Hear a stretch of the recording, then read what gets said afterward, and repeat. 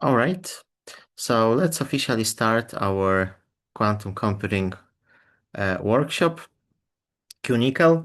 So hello everyone, welcome. This is the first day, first session of our quantum computing workshop. My name is Pavel. I'm the chairperson of the board of QWord, the CEO and founder of Quantum AI Foundation and coordinator of QPoland. So these three organizations are the organizers of this quantum computing workshop.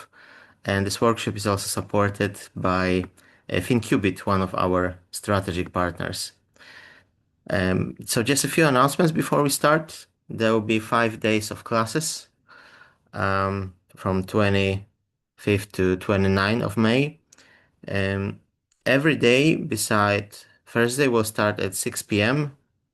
On Thursday, we'll start at 7 p.m. The time is in UTC +2, so it's time in Warsaw in Poland. We'll have two instructors, Lydia and Krzysztof. I know that Lydia is with us. I'm not sure about Krzysztof because Lydia will lead the session today. I'm also Uh, here. yes, Hi, Krzysztof hello. here as well. Yes. So Lydia will lead the two first sessions and later Krzysztof will continue. We also have several mentors. Myself, James, Przemysław, and Konrad. We are also available on Discord. So we are there to answer your questions. So if you have any questions, you can just ask them on Discord or during the sessions, during the lectures, you can also try to ask your questions here on the chat. The graphics were prepared by our graphic designer, Aga. You can find the materials in the Keywords GitLab repository. So the link was also sent in the invitation email and is shared on Discord. We've also sent the instructions on how to access the workshop platform that was prepared by FinQubit for us. So there are some instructions in the announcements channel. So please follow the steps. You should sign up and then just accept the invitation that was sent by email. And all the materials that will be needed for the workshops are already there. The lectures will be carried out via Zoom as today. If there are some technical issues, we'll also try Discord, but Zoom is our default communication platform during the lectures, of course. But as I said, if you have any questions beside the sessions, beside the lectures, you can ask your questions on Discord. So there are dedicated channels on Discord where you could ask the questions. You can receive a certificate at the end if you are interested. I know that many participants are usually interested. There will be some homeworks, some quizzes and assignments for you. Um, and you can do it. You can do the homeworks in Canvas. So Canvas is our platform for the quizzes and assignments. You will have time until June 7th to complete all the tasks in Canvas. And you need to receive at least 70% of the all possible points in general from all the quizzes and assignments, and at least 50% from every single quiz or assignment. I will later send you an invitation to Canvas. We haven't sent them yet. I will do it just after this talk. So you can later check your email address. Please check the mailbox that is assigned to the email that you used for the registration, right? So all the communication from our site will be to the email addresses that you provided during the registration. But please also update your names and or email addresses in Canvas because we'll need it to prepare the certificates for you if you would like to receive one. And if you complete the homeworks with sufficiently good scores, of course. All right. Do you have any questions regarding the organization of the workshop? So you can also unmute and ask or just post your question on the chat. I will soon say a few more words about QWord, QPoland, and Quantum AI Foundation, but maybe there are already some questions about the organization. We So have a for now, question on chat that Canvas is not working due to security incident. Canvas or Yeah, Canvas. we haven't sent an invitation to Canvas yet. Oh, So I believe It's, that Canvas should work. I received an excuse email. me. Yes, yes. Yeah, good evening. Bhavna here from India. Actually, from the past 1 month, Canvas is not working because there has been a security incident. So all the other trainings also, which I am conducting as a organizer or attending as a participant, Canvas is not accessible. I will check it because Please do this. so honestly I didn't know about it, and just earlier today, just a few hours ago, I was able to log into Canvas. I set the deadlines for the homeworks, and just a few hours ago everything was working fine on Canvas. So we'll see if there are some problems. Then we can wait. We can extend the deadlines. So we'll check it. I didn't know about it, but if you know that there are some problems with Canvas, then we'll see. But So for just an info for you, Pavel, I managed to log into Canvas.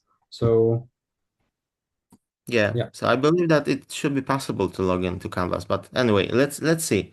If there are some problems with login to Canvas, accessing Canvas, then we'll decide what to do. So in the worst case, we can just extend the deadline for the homeworks. Because anyway, as you can see, the deadline is in June, right? So it's already after after the sessions, after the lectures.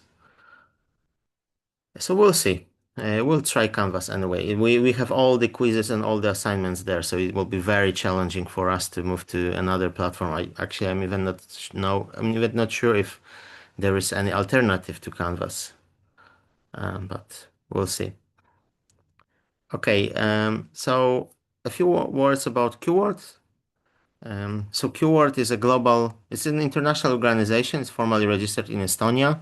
So it's a global network of individuals, groups, and communities collaborating on education and research in quantum technologies. So its goal is to democratize access to quantum technologies, to contribute to the development of the open global ecosystem for quantum technologies. So we work together globally, internationally, and to prepare educational materials like QNickel, for example. So we work together in many countries to develop these open source materials, and then we use these materials to conduct our workshops for our local communities in our countries. So this particular workshop is organized by QPoland. So also the priority was given to participants from Poland, but we had some slots. So as you can see, we also invited many people from other countries as well. Currently in QWord there are more than 40 entangled QCousins, so we call the process of creating a new QCousin in a new country as an entanglement process. Some of them are currently inactive, but QPoland is quite active. It's one of the most active QCousins in QWord since the very beginning, since 2019 when QWord was founded, and actually QPoland was also one of the founding members of the whole QWord. If you are interested in QWord, would like to learn more, here are some links. They are also provided on the Discord server, so you can check them. And maybe just to give you an overview. So this QNickel workshop that we are just starting is an intermediate level workshop. So it's not introductory level workshop. The introductory level workshop in QWord is called QBronze, right? So in QBronze we start from almost from scratch, so from the basics of quantum computing, and the only assumption is and expectation from the participants is to have the basic knowledge about linear algebra, like operations on vectors, matrices, and some basics of programming in Python. And even if people do not have such experience, such knowledge, then there are also sometimes we also organize some preparatory workshops based on materials that are called QPrep, but the QNickel workshops is an intermediate level. So we already assume that all of you possess some basic knowledge about quantum computing at the level of the QBronze workshop, at the level of the certificate of the QBronze workshop, so that we assume that you already know what quantum computing is, that you know what is a qubit, what are the quantum gates, what's the superposition, entanglement, measurement, and so on. And during this workshop, you will learn about some popular quantum algorithms with oracles. So this is the focus of QNickel. As I said, QPoland is one of the QCousins in QWord. Here you can see information about some universities that have their representations here in QPoland. There are some contact details, our social media, so you can check the website of QPoland to just learn more. You can join our mailing list and join our Discord server as well. So there's a dedicated Discord server of QPoland. So all the links are on the Discord of this workshop as well. So we invite you to join, especially if you are from Poland. And the Quantum AI Foundation is a formal legal body behind QPoland. So formally, it's a non-profit organization registered in Poland, and its goal is to support education and collaboration in new technologies, especially AI and quantum computing. So I'm also, as I said, I'm also the founder and CEO. So with this, I thank you for your attention. If you have some questions about QWord or organization of the workshops, I will be happy to answer. If not, then I will give the Zoom to Krzysztof and Lydia.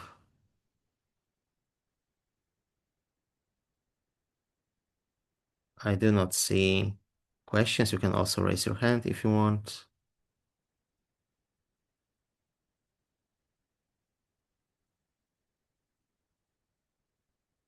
There's a question about GitLab account. No, it's not necessary because so we store all the notebooks, all the materials in GitLab, but all these notebooks have been already uploaded by Krzysztof to our platform, to which you should sign up, actually, right? So there are instructions on how to sign up that were sent earlier today in the morning. I see that Anthony has raised his hand. So Anthony, please.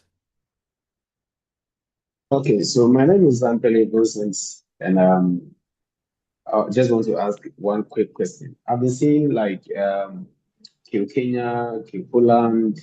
I wanted to find out, do you have something for Ghana, like Q Ghana or something like that? Yes, yes, there is also QGana, but as far as I know, they are currently inactive. So we entangled QGana several years ago, about 3 or 4 years ago, but about 2 years ago, they just informed us that they are currently inactive because most of the QGana members just moved abroad to some other countries, and they became just too busy to organize events for their local communities, as far as I know. So actually, I think we can say that QWord is looking for a new team for QGana, for new people who could coordinate QGana. And then I'm available though, if it's okay. I'm actually Okay. forming a team in my institution, so I think that would be a startup from there. Yeah. So just send us an email, and Okay. we can evaluate the information in the QCousins department that is responsible for entangling and maintaining all the QCousins in QWord. And we can try to reach out to the previous QGana team, and then coordinate with them on what to do next and how to make the transition, and we'll see. We can later organize the so-called re-entanglement workshop for QGana. So this is how we entangle new QCousins in new countries. As QWord, we together with the founding team in a given country, we organize this QBronze workshop, which is the introductory level workshop in QWord. It's our flagship workshop. Do we have more questions? There's a question about using the FinQubit platform. It is strongly recommended because all the notebooks have been already uploaded there. I would say it's not mandatory because, all the materials that we have are open source, so you can also configure the whole environment on your computer locally, right? You can use Jupyter Notebook, for example, and this is the first workshop that we organized using this Qubit platform. Before we just asked all the participants to configure the environment on their own. So this is the first time when we do not ask about it, actually. But if you want, there are instructions in the GitLab repository on how to configure the environment locally, and you can also do it, right? But as far as I know, both Lydia and Krzysztof will also present you the notebooks using this platform, right? So perhaps it can be maybe a bit easier uh, to uh, to work on this platform as well. But as I said, it's not mandatory. There is also a question about the Q cousins mentioned. Where can I find information on learn exactly the background? So please check. There is a website of the Q cousins department on the Qwords website. So the address is there's the http qword.net/qcousins, and there you can find the list of existing QCousins, the guidelines for the new QCousins. Oh, thanks, Redvan. Thank you. Exactly. So this is the link to the website, and there you can find all the information, the list of existing QCousins, the guidelines for the new QCousins. So what are the expectations? Because there are some expectations. We expect all the QCousins to be very active. We expect all the QCousins to organize similar events, similar workshops for their local communities. As I said, these workshops is primarily for participants from Poland, right? We have some spaces here on Zoom, so we decided to invite people from other countries, but by default, these workshops are addressed to the local communities in a given country, in a country of a given QCousin. So it's your responsibility as a QCousin to organize workshops for your local communities, right? So there are some requirements, there are some expectations. We evaluate QCousins every year. We evaluate their performance and then decide how to proceed. I hope that it answers the question. And there are some requirements like you should have at least 2 members in the group, and the more is better. You need to have strong connections with academia, like universities.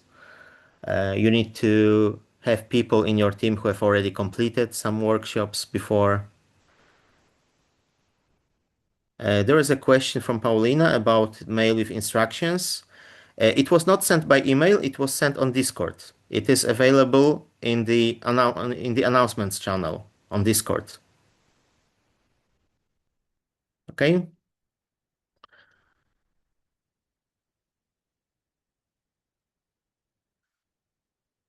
All right. Do we have more questions? Let me check it. So maybe if we don't, in the meantime, I can maybe quickly show you the FinQubit platform. We can do it. So I can stop sharing my screen now, and Krzysztof, you can take over Zoom and try to present the platform. So, hi everyone, my name is Krzysztof, and I'm from the team of FinQubit. And at FinQubit, we're generally trying to come up with quantum algorithms that will solve the financial problems. But today, I'm going to very quickly show you our platform and how you can use it to your own benefits and during the workshops. So let me quickly share my screen, but I will need to find the exact, okay. So I hope you can see it now. Can you confirm? I can see it now. Yes, we Yes, can. yeah. So you can go to the platform by going to jhub.finqubit.com, and there's also a link in the Discord channel so you can follow. And if you haven't already, you can click here to create an account, and the system will prompt you with username, email, password, and also to confirm password. remember to also click this button here to agree to the license agreement and privacy policy. And once you will have that created, you can go to your email and you should receive an email to sign into FinQubit platform. But remember that sometimes there's also this spam. So this email might actually land in your spam, so be sure to check it. Yeah, so once you log in, you should be automatically prompted with your screen. And actually, if you want to change your password, you can do it here. And yeah, while we're waiting for the pod to start, and I think it may take a while since there are a lot of us right here, right now, who are probably trying to log in. So we would need to wait a little bit for the pod to start. But once the pod starts, you have all the pre-configured environment. And as Pavel said, also, if you would like to work locally, you can go to probably QNickel GitLab, and you can, oh, sorry, and you should be able to, yeah, follow the instructions and clone the repository and set up everything manually. But yeah, the advantage of the platform is that you have all the environment pre-configured, as well as the assignments that are going to be on the Canvas platforms. So yeah, I think a lot of people are signing up right now, and this causes some overhead in the platform, but we should be waiting. Okay, so maybe not to overdo this tutorial. I will quickly give the speaker to Lydia, and I hope that in the meantime it will come up. But if not, then there are just two folders, which are QNickel, which are all the materials you will need for the notebooks, and the FinQubit Leap, which is just our quantum library written in Julia. And on Friday, I will have a very quick session just in Julia and showing you how you could configure this environment. But right now, since it takes a long time, I will just stop sharing my screen and give the microphone to Lydia. Yeah, thank you so much. So, hello everybody. I'm Lydia. I'll be leading today's and tomorrow's sessions, and on a daily basis I work with like satellite imagery and AI, but I'm very into quantum in my free time. And I will share my screen now. So please tell me if you see it.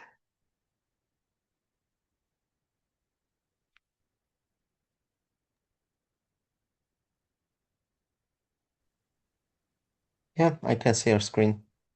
Okay. So, yeah, before we will touch any code, I want to spend a couple of minutes reconnecting with everything you should already know. Because today will be today and through the next days of workshop, we'll be taking this knowledge and turning them to actual ideas and algorithms. So you should know the building blocks, as Pavel said, the qubits, the superposition, the gates, the idea of entanglement. And yeah, the qubit is our basic unit of information. It can be in superposition. We can act on it using some gates, and you should remember that every quantum gate is a unitary transformation. And let me now draw one thing that you'll be seeing very often throughout the workshops. So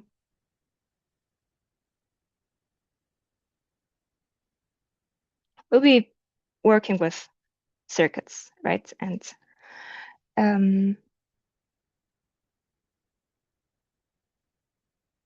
you should remember the idea that we have some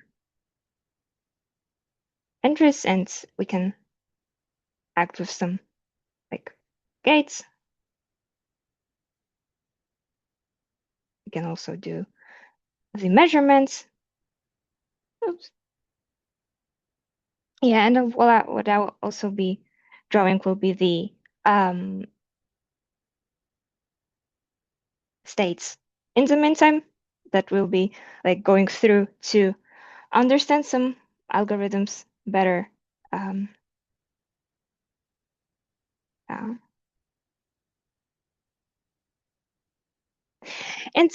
it looks pretty much the same as in our code.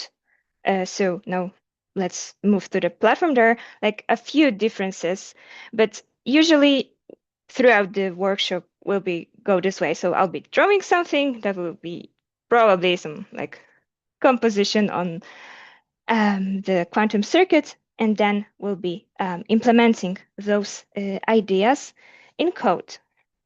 And now I want you all to confirm or give you some time if you need to log into the FinQubit platform. This is basically the view that should appear after Krzysztof was waiting to, platform to load.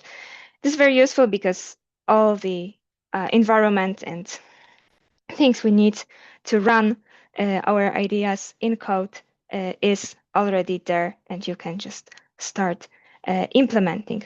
So could you please give a thumbs up if you see the same thing as I see now in your environments on the platform?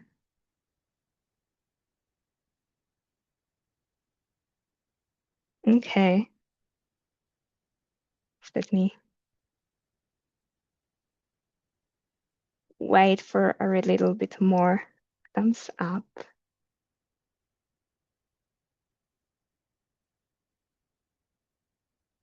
Oh, it's important because I'll be showing something and then you'll have time to try yourself doing the tasks that are implemented there.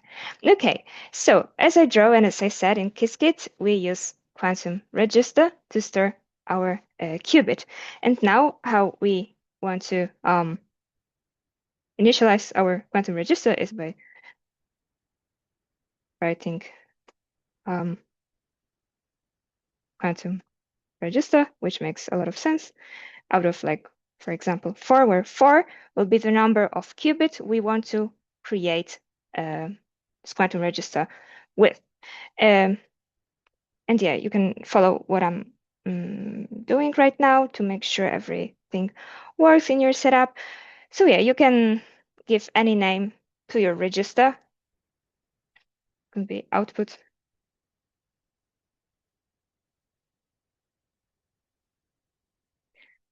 Anything you like. And also, we need to initialize the classical register because anytime we do a measurement, we need to store the saved information on the classical bit. This is the thing that will appear here in code, but I probably won't be drawing it on the whiteboard. Yeah.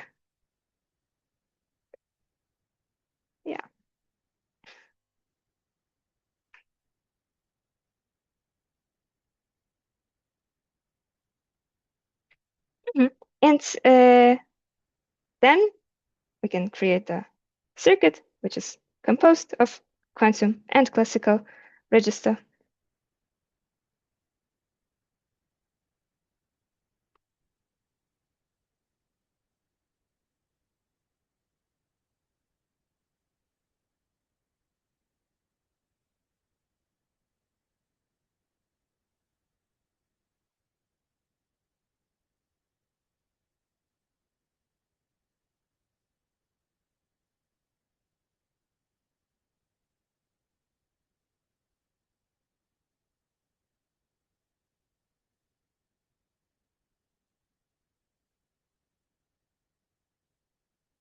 And as we created before the QRAC register and output register, we now can create a circuit that is composed of multiple quantum register on or we can't because, yeah.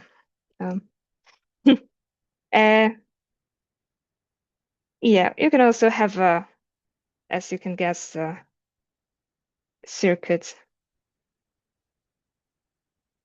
that consists only of the quantum register.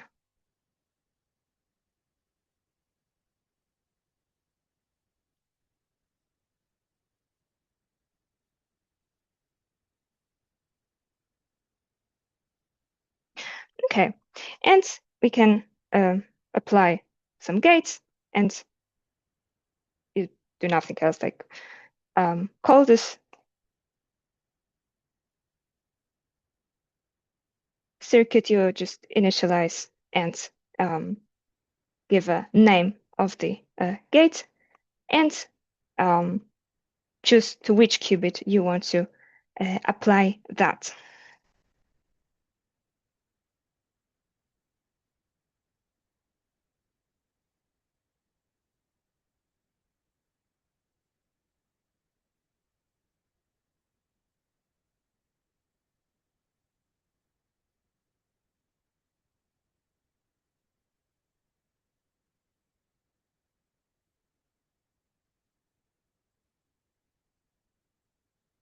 And you should see in your notebooks also other examples, but let's move forward so we can like draw this circuit, which is very useful.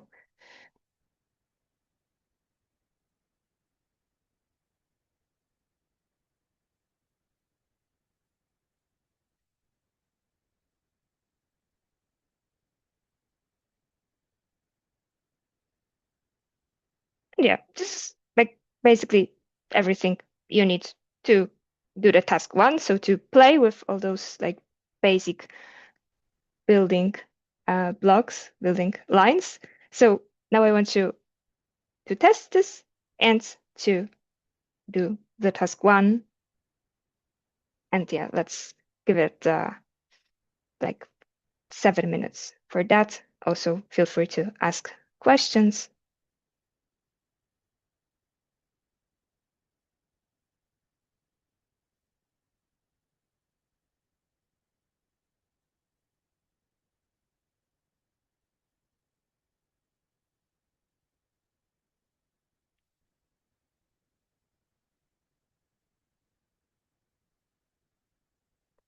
And of course, after like every task you will have to do, we will do them together to see the solution.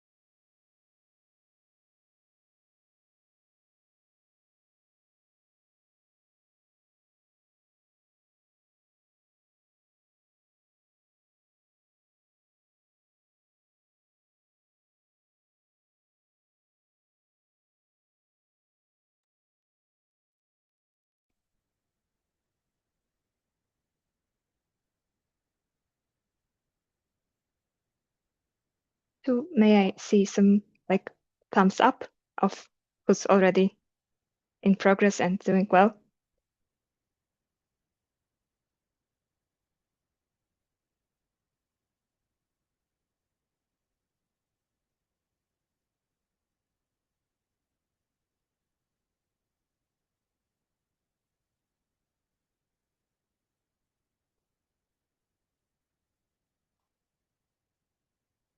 Okay, I see some. Does anybody have a problem with running the platform?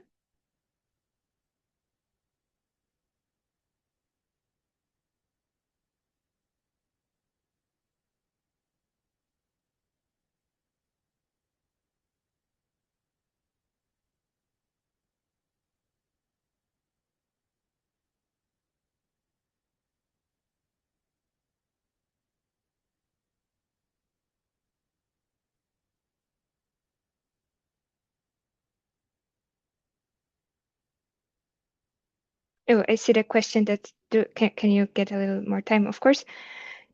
But also feel free to like tell if you have any problems. So let's give us a time until like 5 more minutes. And people that are already done it and are being bored right now, so you can read a further text of a notebook, because the more times you read it, the better, basically.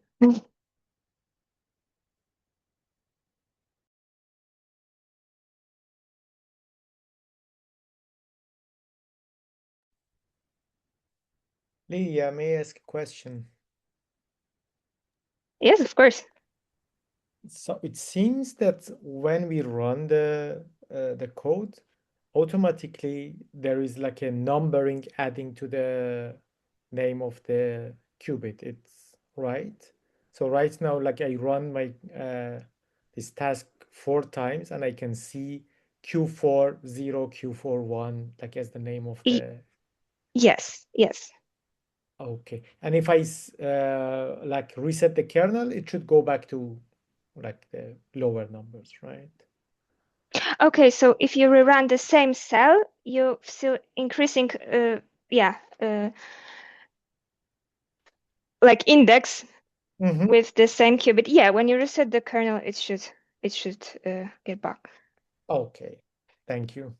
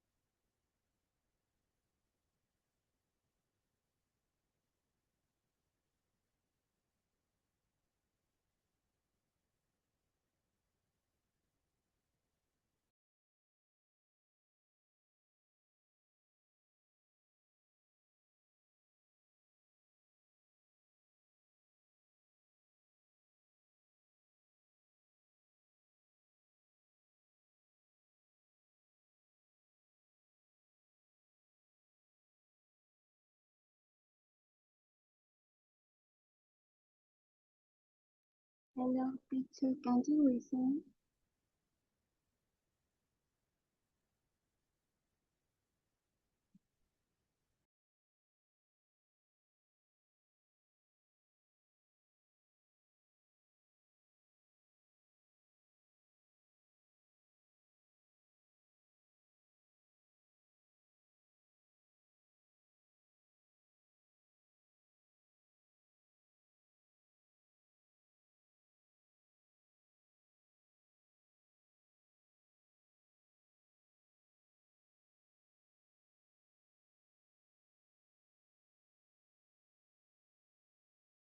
Sorry, I see the hands up. Yep. Yeah, hello, Peter. Well, someone wrote a question in the chat that I have also. It's about what's the difference between defined quantum circuit just that, and do first quantum register and then circuit like quantum register uh, using the thing that we wrote before. Is there an advantage there or no? Oh, okay, yeah, I see the question. So quantum circuit out of do you see the chat when I display it or no?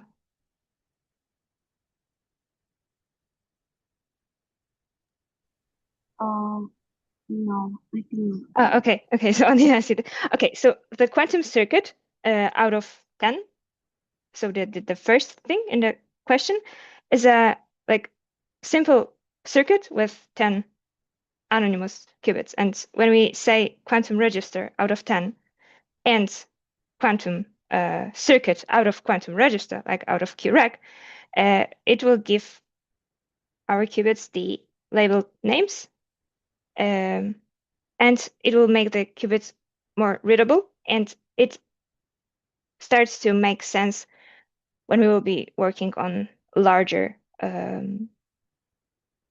circuits. For the simple task, it makes not much difference. Okay, thank you.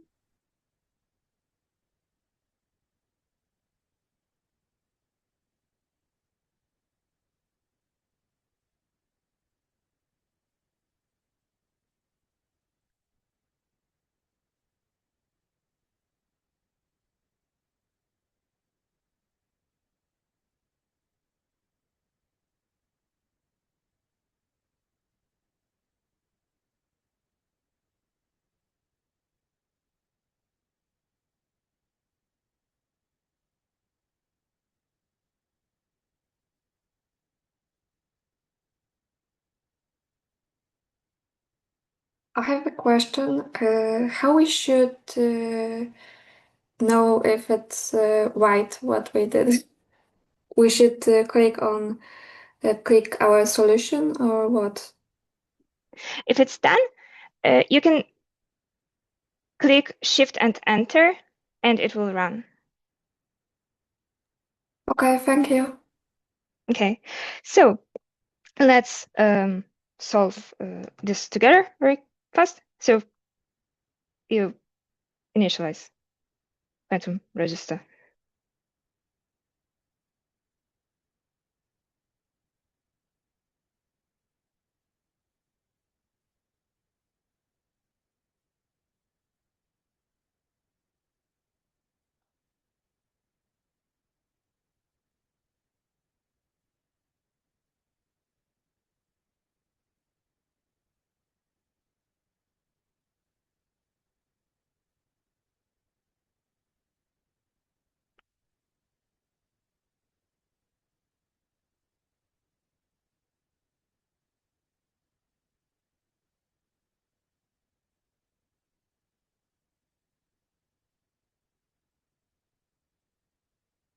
So now I apply the H gate, the Hadamard gate, to the quantum register 0. And we can do the manual, like the for loop, which really makes more sense to do it in a loop in range 1 to 10.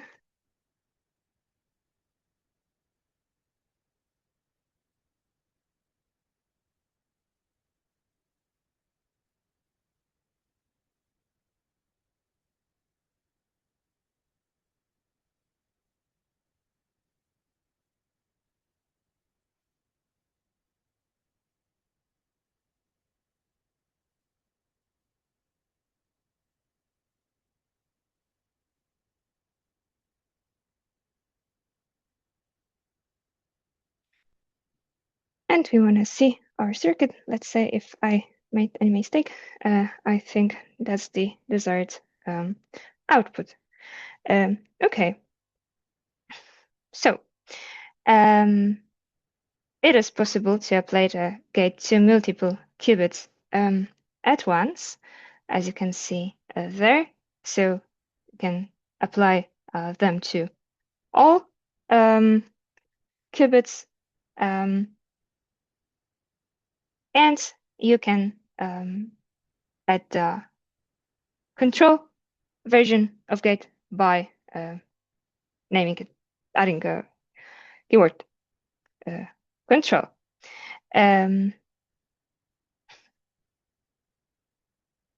Yeah, there are like the other way to define your gates by arithmetic operations, but probably we won't be using that much of that. And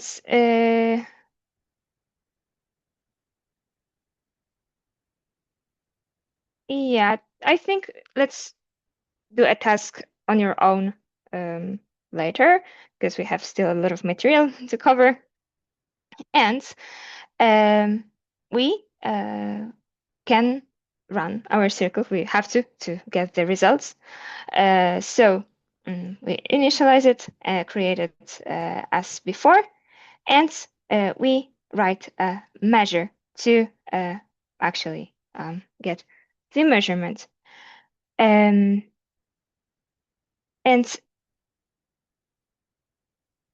we need to create a simulator and run our circuit. We write a number of shots we want to run it with to get the statistics, and get the results of our experiment.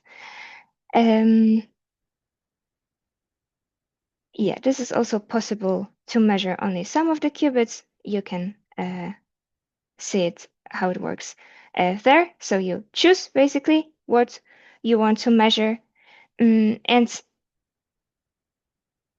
adding that, let's do task 3 to get familiar with how it works.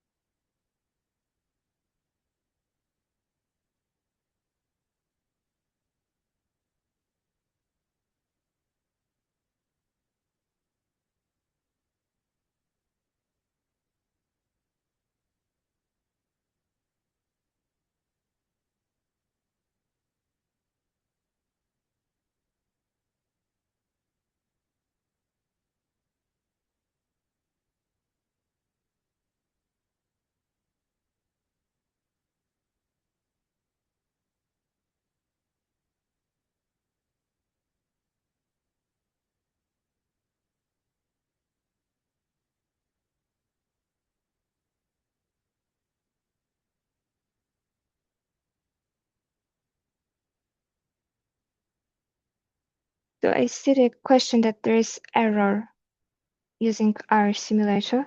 I don't have an error.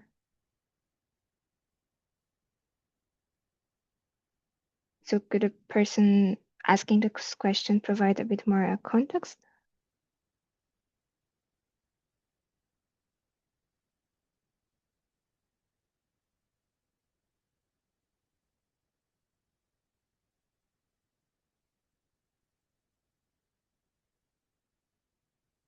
Okay.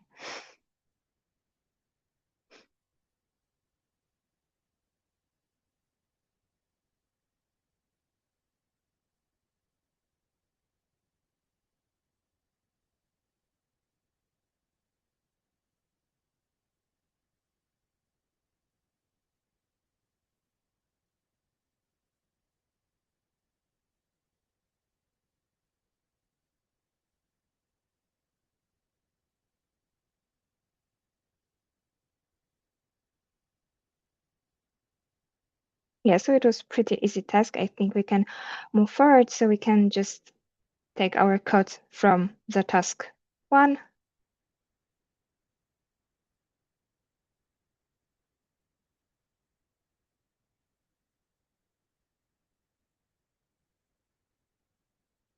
Paste it there.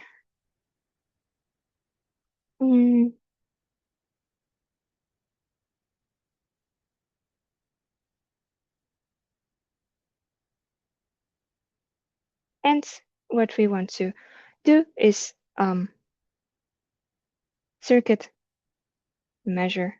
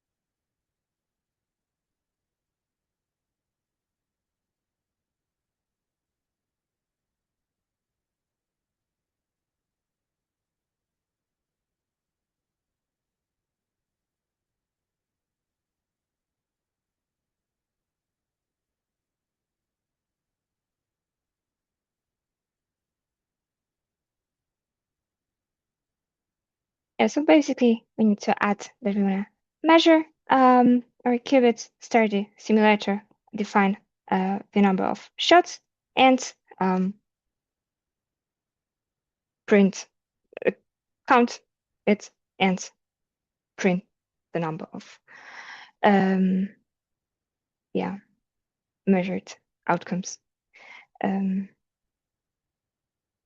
So I think let's move forward. It's good to go through this section and do the remaining task on your own. And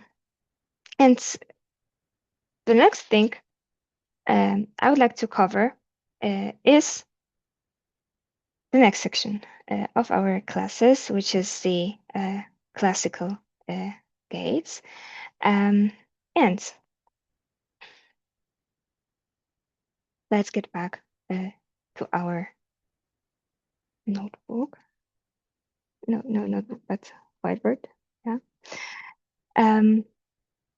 So in classical circuits, we use gates like and or not. And a gate is universal if one can implement any Boolean function. Boolean function is defined as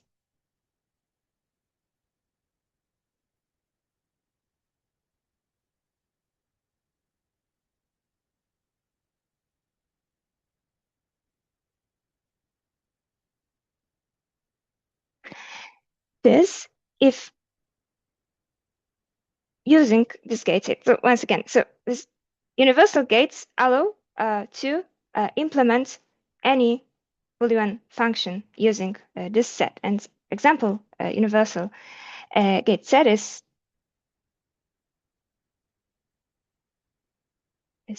and or and not. And I'm sure you know very well the gates, but let's write the truth tables for them.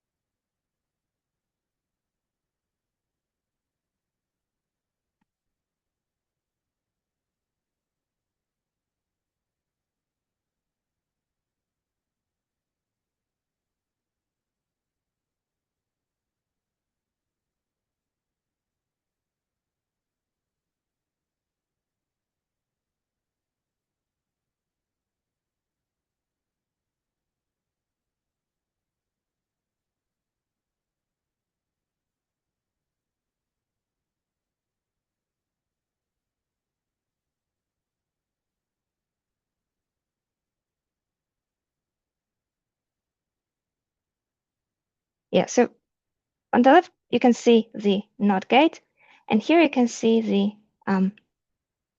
AND gate. And the thing is that we want to understand what is the reversible gate and what is the irreversible gate. So NOT gate is reversible because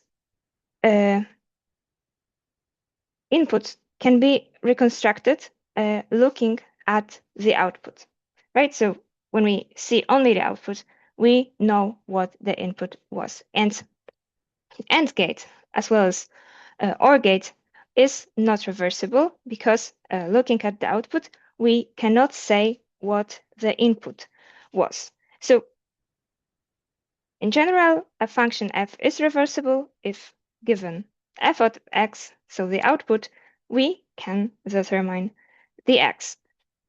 And what we really want to answer is how to make any classical gate reversible. So to do that,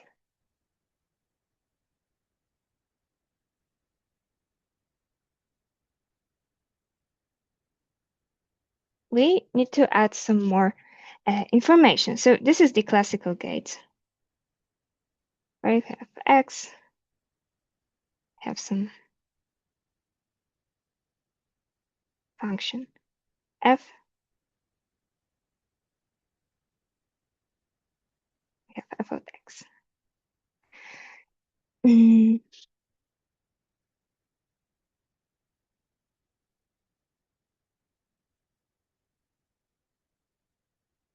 And to make it reversible, we want to add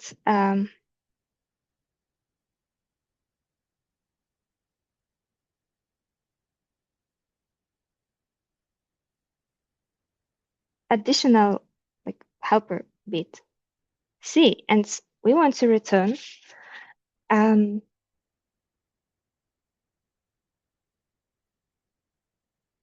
x and our additional input c, which is XOR. This is the XOR operation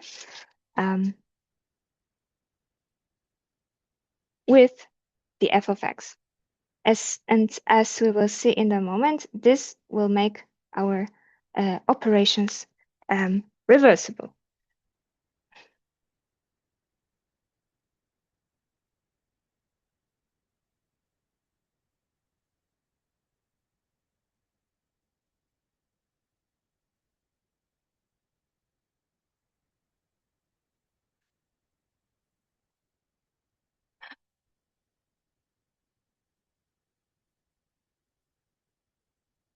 Let's say we have some gate like OR gates.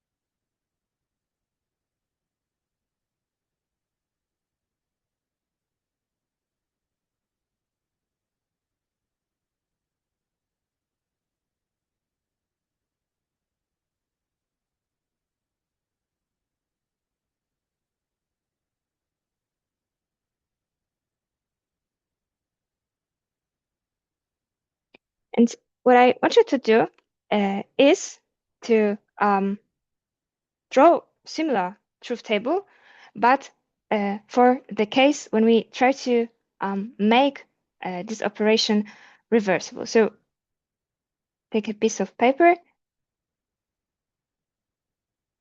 and see what happened if we add to our operation. This is OR. Additional with C, and we will get A, B,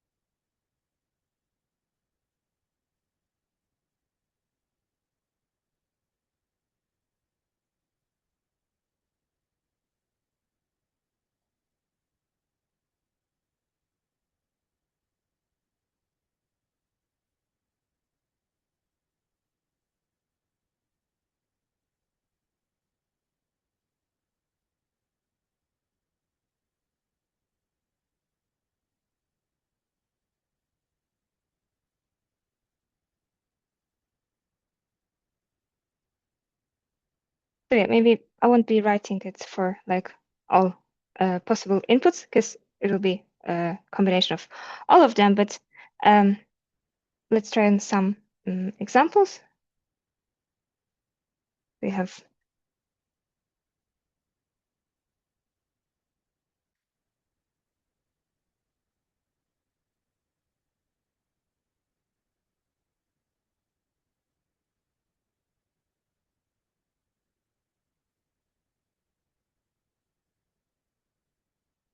so yeah, I added here just some of examples, and let's see what happens. So we have 0, 0 as the input, and C XOR, or A or B will be 0.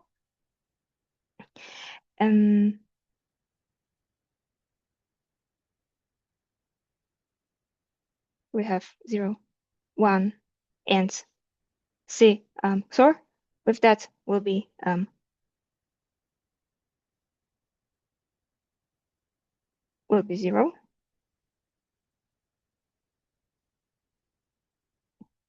And here we have 1, 0, 0, which A will be A, B will be same as B, and 6 third with that will be 1.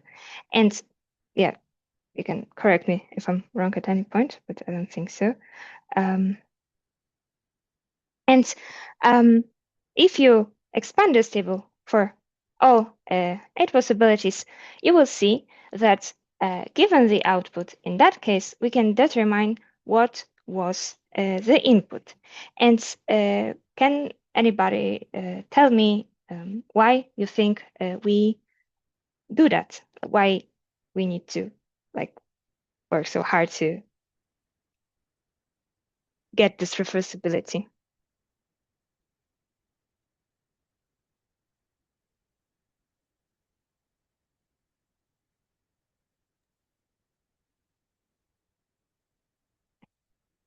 So the answer is that in quantum computers, all operations. Oh yeah. Have to be unitary. Yes, have to be unitary, exactly. As our unitary matrices rotate and flip our vectors, they have to be reversible. Okay. Now, we are now in here.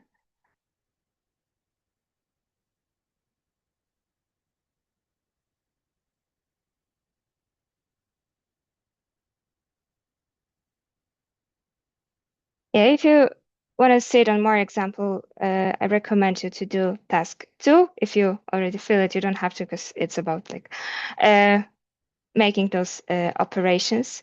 And now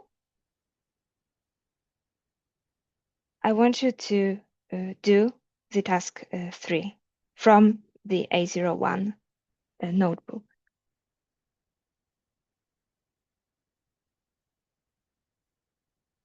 And let's give it like 6 minutes to do that.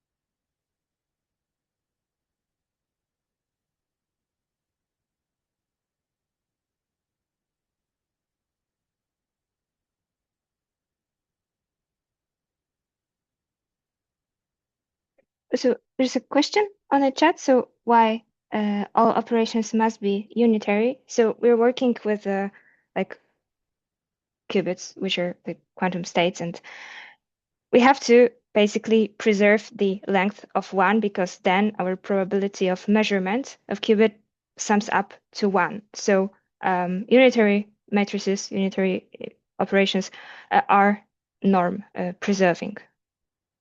That is why.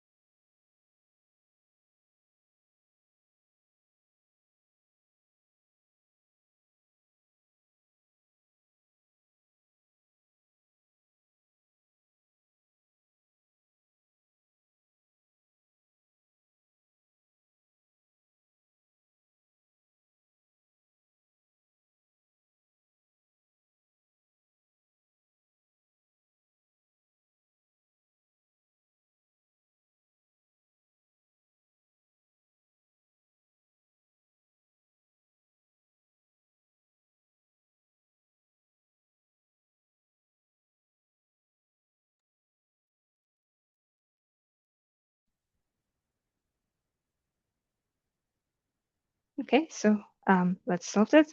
So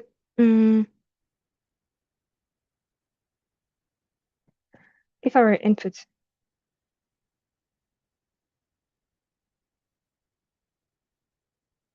zero will equal 1, we have to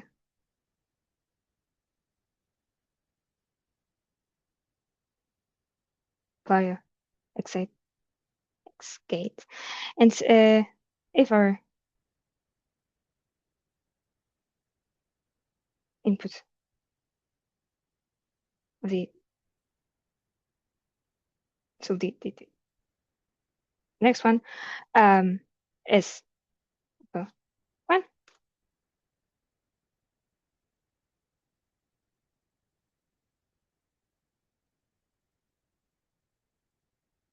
let's apply X gate on that.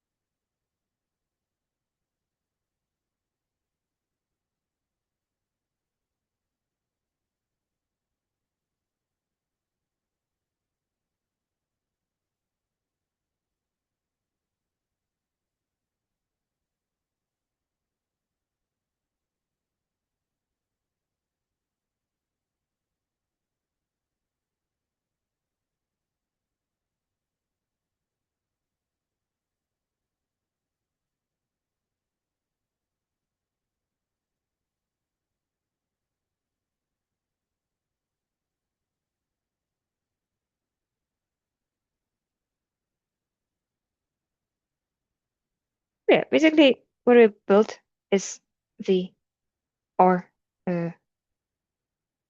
gate. Do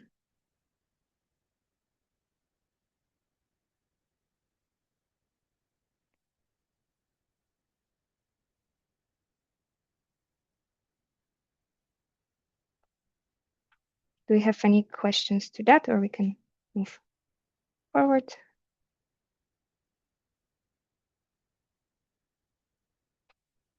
Okay, so the next thing we gonna need is the way to build a quantum function.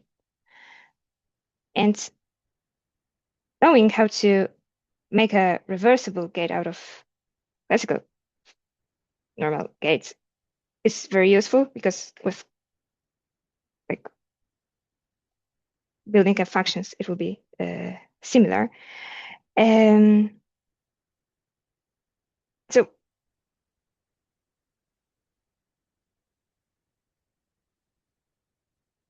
when we have a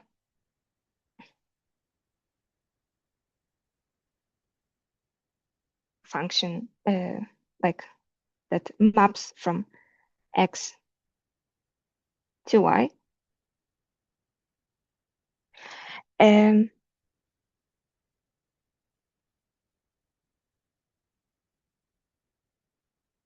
no, sorry. Let's do it in the other way. So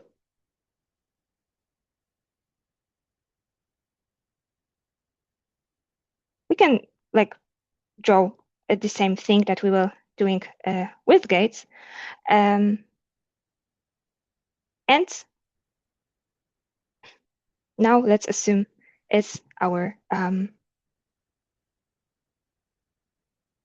like we're working on qubits, and it's our like quantum function. So we have some input X, and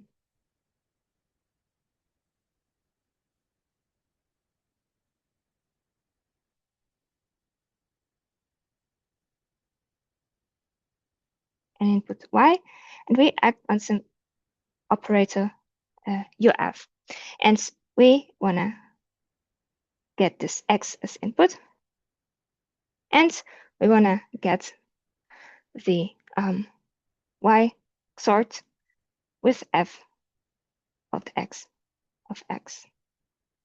Right, so we can say that UF now is the works in that way.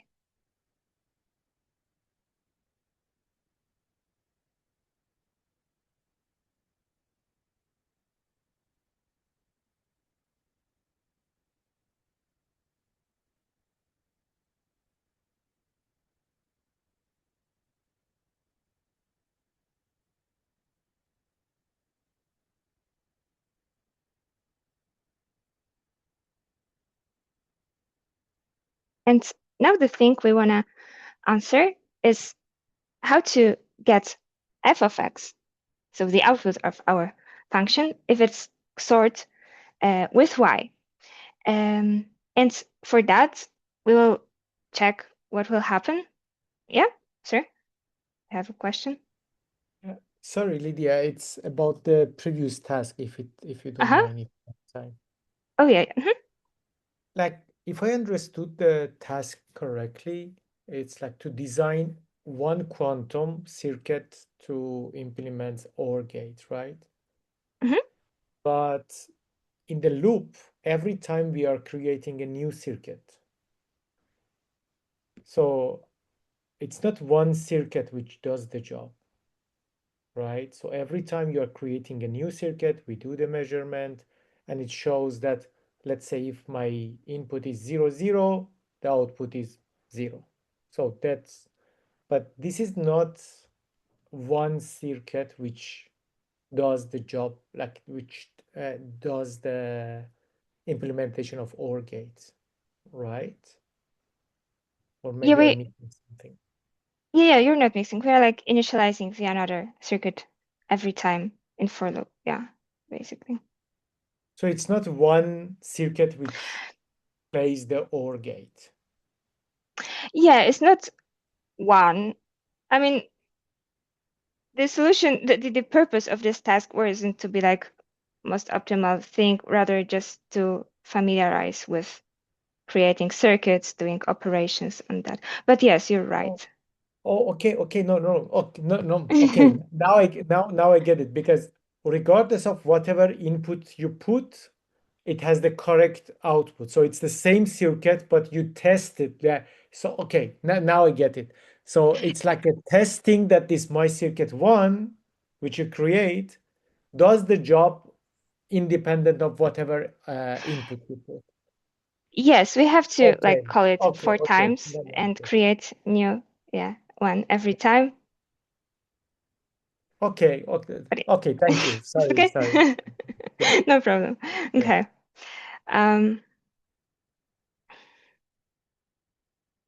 But when we will be talking about the algorithms, we will show that when calling something one time, we will get some answers. Then it will matter. Then not doing a loop for every case, but just doing a one call. But that will be later. Okay. So sorry. Let's talk once again.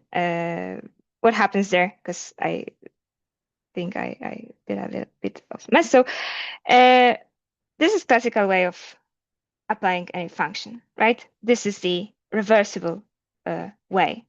And what I did now is just wrote some quantum computer operator doing some stuff there. And we ask the question how to get f of x if it's XORed with y. And to answer that, we want to draw a truth table for XOR operation to see something. So let's do that. Now it might be like obvious, but when we have some x1 and x2,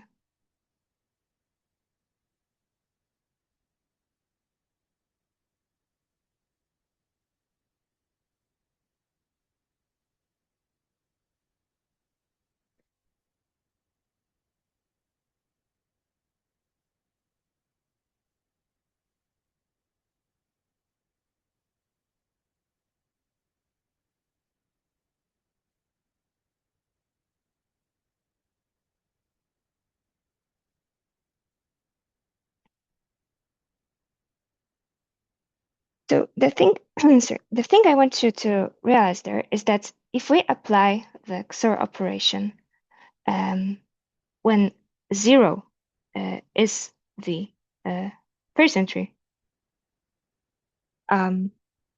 we get as the output exactly the second entry, right? When we apply, so I can write the 0 sort with the x will give us this x, right? So this basically answers how to get the function. If it's XORed with y, it's enough when we apply y equals 0. Also, when we XOR 1 with anything, we will get 1 XOR with any x. It will be the negation of x, right? So to get the f of x, what we want to do is to draw this once again. This time with 0.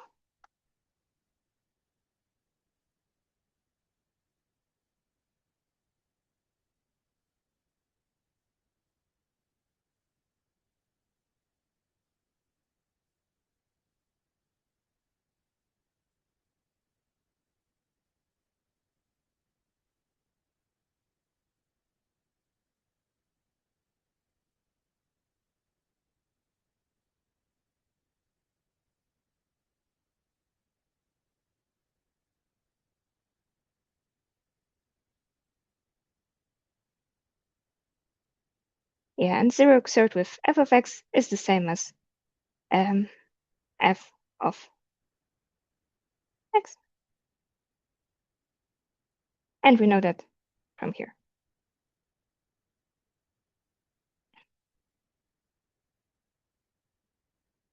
So this is how to query the function and get its output on the quantum computer.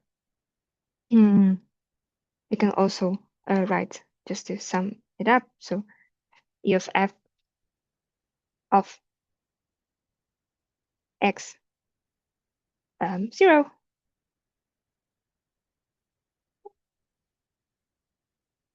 will be x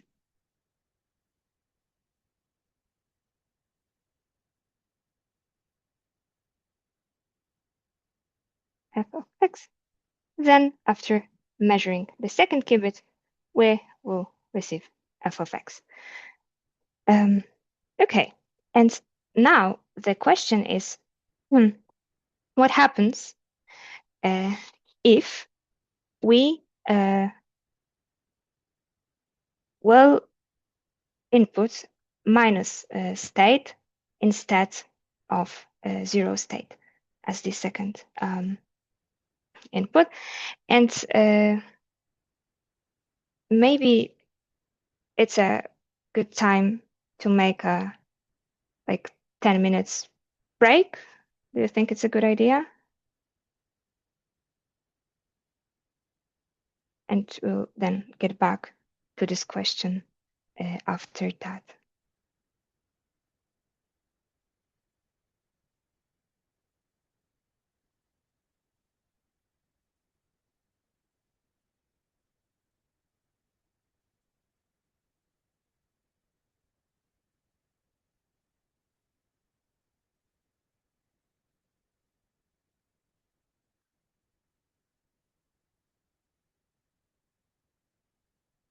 Okay, so yeah, you can think about it, or you can think about nothing for those 10 minutes, which will be probably better.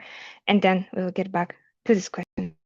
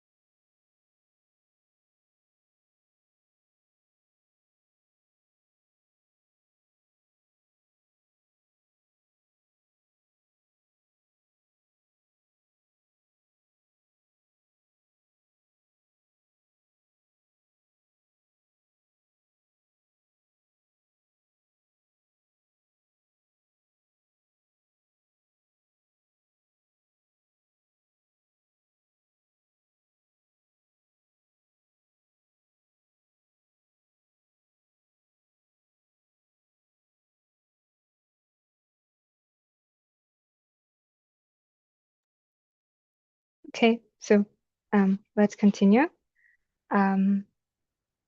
So maybe no, I won't be asking that somebody did that because the task was to take a break. So let's do this together. Yeah, so basically the question was, what happens if we take minus as the second qubit? And the thing is that if we take minus, something very interesting will happen. Just as a reminder, the minus state is defined as follows.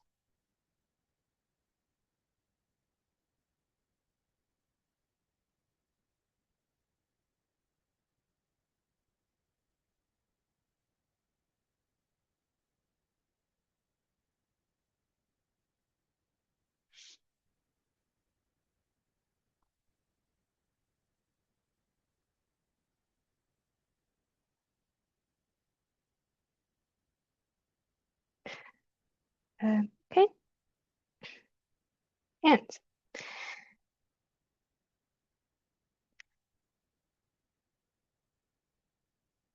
applying that will mean that we want to act or UF on the 1 over square root of 2. And let me write it in such form that x is distributed in the inside.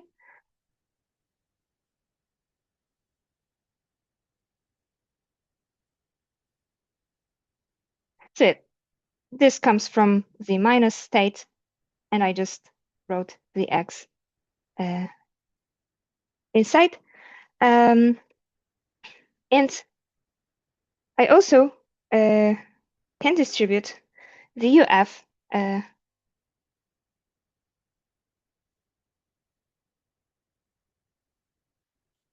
like that. So it will be 1 over square root of 2.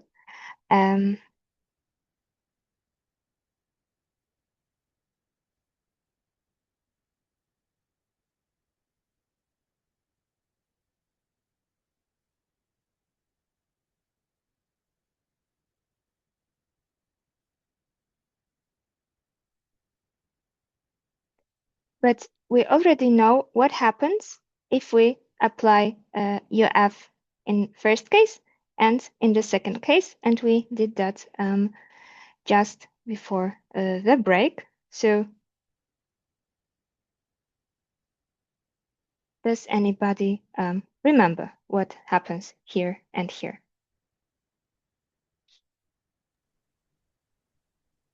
The first part is x fx minus or plus, no, because it's 1. So the first part is like before, and the second part should be minus in front, but I'm not sure about that. Yeah, so let's see. This is exactly the same, right? It's x f of x, right? Because you already saw that we get x f of x from that part, right? And when we do it with 1, we got the negation. So yes. So, oh, sorry.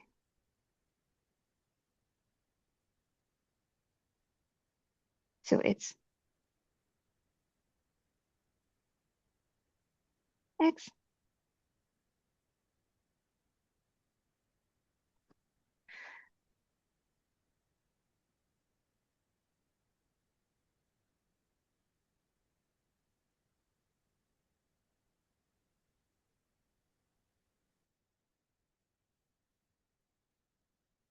And I will mark the negation this way for now. So once again, we got it there. That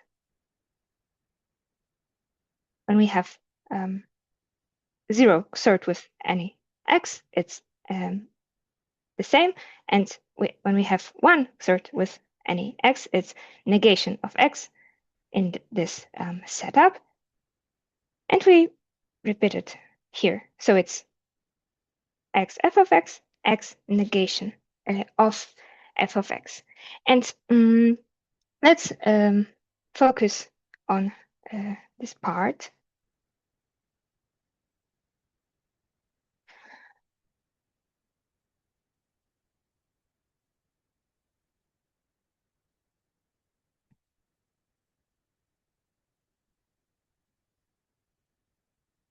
And let's see what will happen if f of x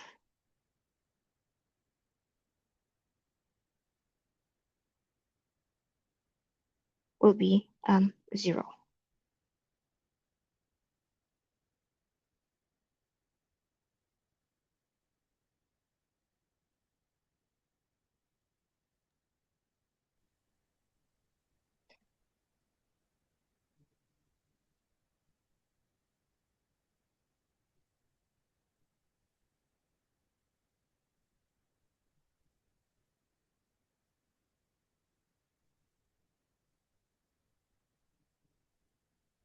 So f of x is equal to 0, so it will become 0. And if it is minus x and 1, which is the negation exactly of 0, which gives us x. And what is this? Minus. This is exactly, this is minus state. And if f of x will be 1, probably the opposite thing will happen, right? Yeah. We have a minus in front. Exactly. Maybe I will write the whole for everybody to see this. So it's 1 over square root of 2, which is no, x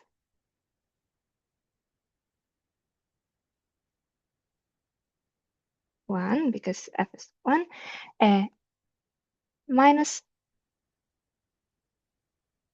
x 0.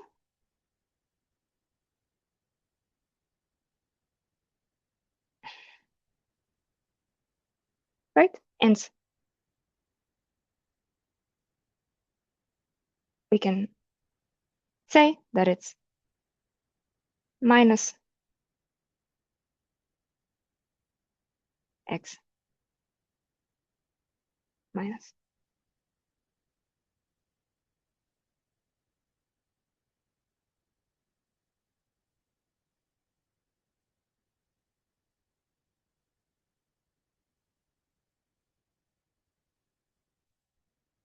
So here's the quite interesting thing happen, but does anybody need to like repeat this part?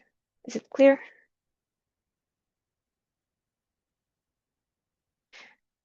Oh yeah, somebody already said that on the chat. So what happens there is basically a phase kickback, which means that, okay, maybe at first, let's write those two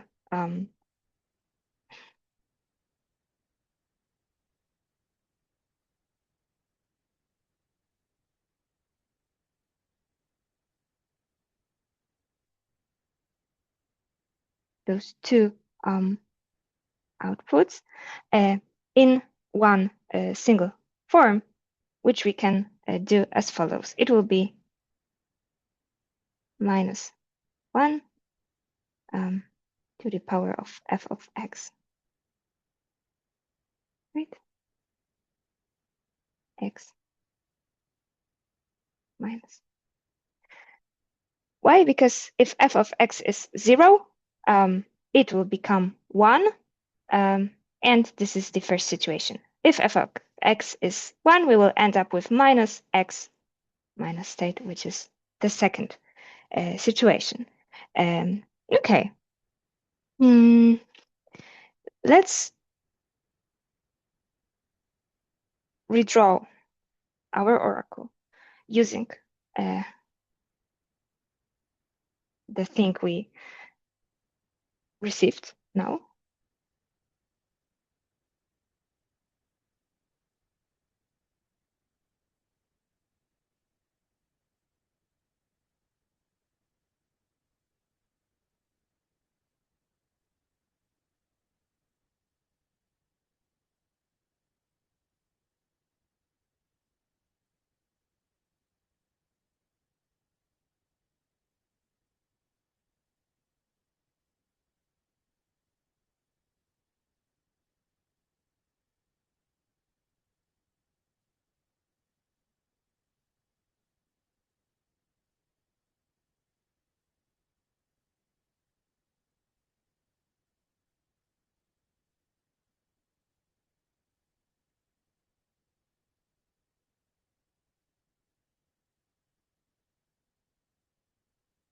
Yes, and exact thing that happened is the phase kickback, and it's the topic of the next part. I mean, next part of our today's classes. But maybe let's introduce some more context we need, and then we will get back to better understanding what's going on here. Or do we have any questions? I don't see any. Sorry. Okay. Sorry. Yeah. Is it clear that you assign this -1 to the power fx to the first qubit? Why? I mean, in principle, it could be to the second qubit, to your minus qubit, right? Why In is this it? case. No, I mean in this decomposition, in the last step, when you do the decomposition, you give the kickback phase only to the first one, right? To the first qubit. Is there any, proof that this kickback should be assigned to the first qubit, not to the combination? Because what we have seen is that the whole combination gets this phase kickback. So the next part of our classes, I mean, this part will be about this thing, and maybe it will answer your question. Now we will focus on understanding that, and I hope it will sort out some questions. But if not, then I will ask you to ask this question at the end, okay? Because maybe we will answer that now. Okay? Yes, of course. Thanks. Okay. So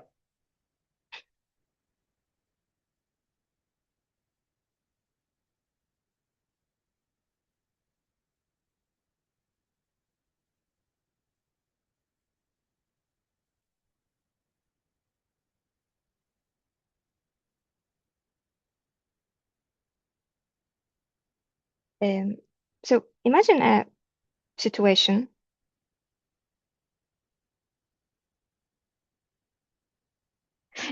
imagine a situation when we have a minus state.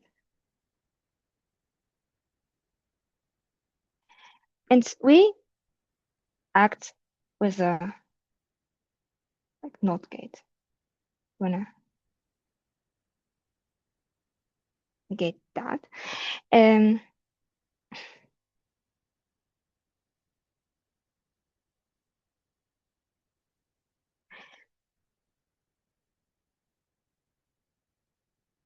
it will give us the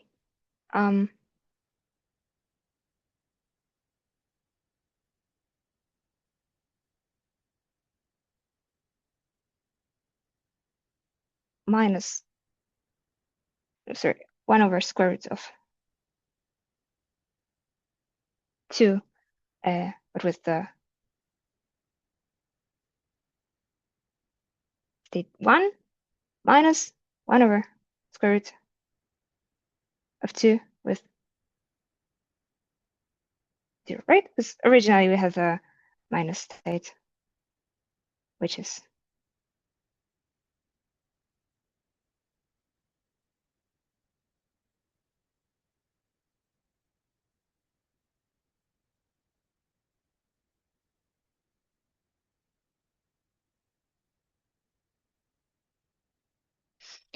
right. So we can write it as minus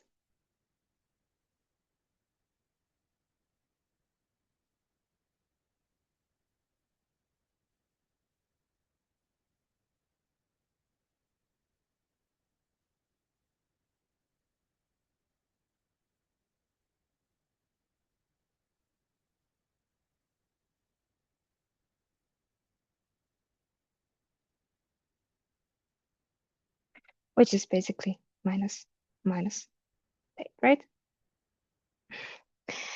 And the concept that appear here is that yet a not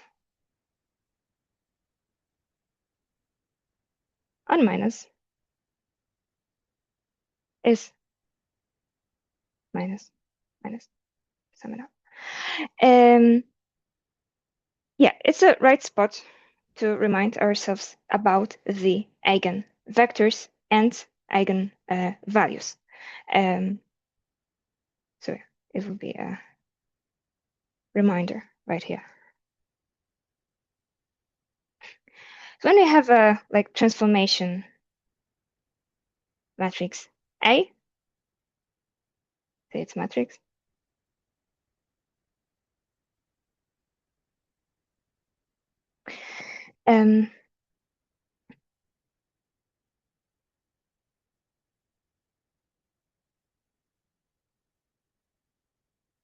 it's a transformation of our vector V, giving us some U, some vector U.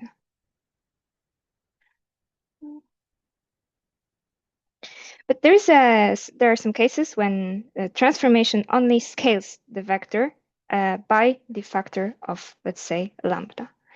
So for A V, we'll get the lambda V. So the vector V points to the exact same direction, it's just scale. So then the V is the eigenvector and the lambda is the eigen value. And what happened there is that realize that the minus is a eigenvector of naught, and the eigenvalue was minus, right? This is what happened. And it's good to keep that in mind.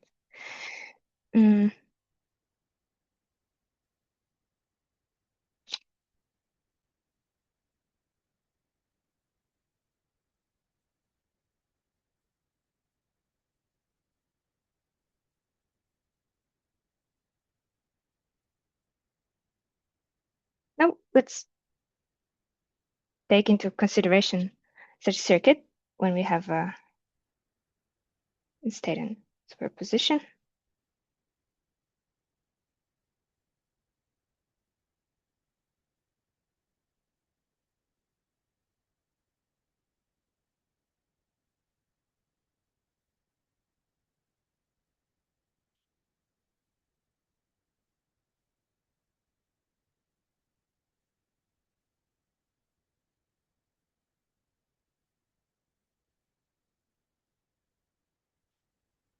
And we want to apply a C not gate, the controlled not gate.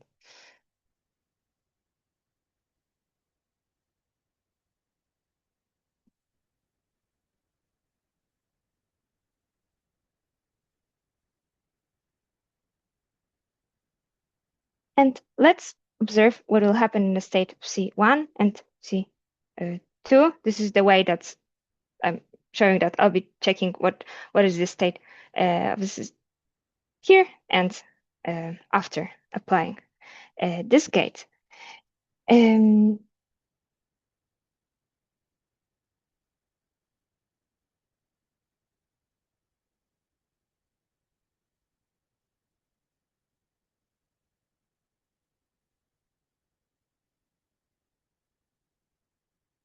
So at first we have just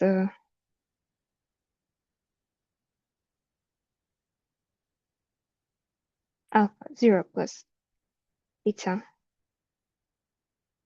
1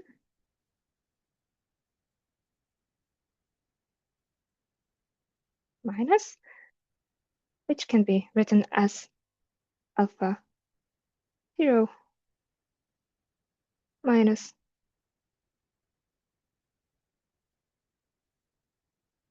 plus beta 1 minus. And when we apply a CNOT gate, and the next step, we have the control node.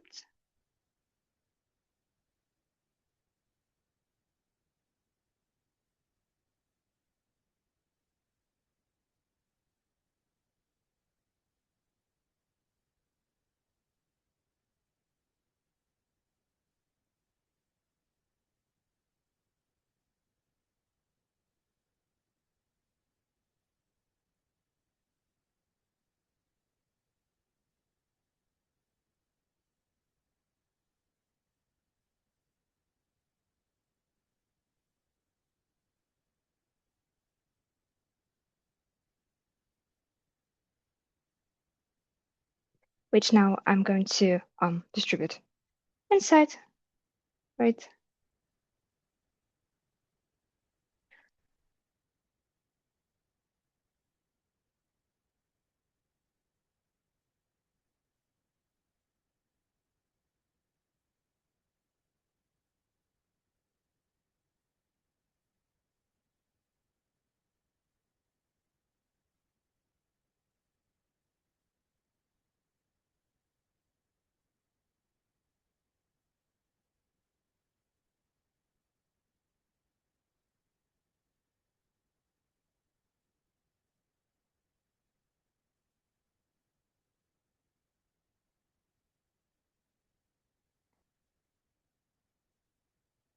And the first qubit was the control. So the CNOT, when we have a first qubit being 0 state, has no effect, right? So it's alpha 0 minus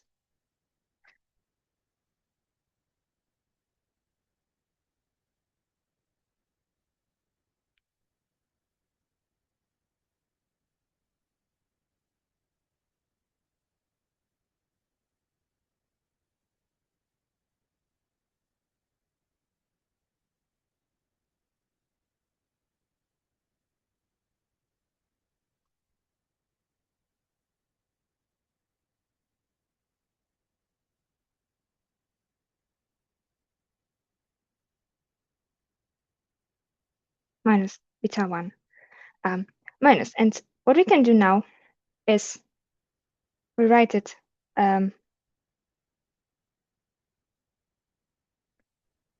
the following way.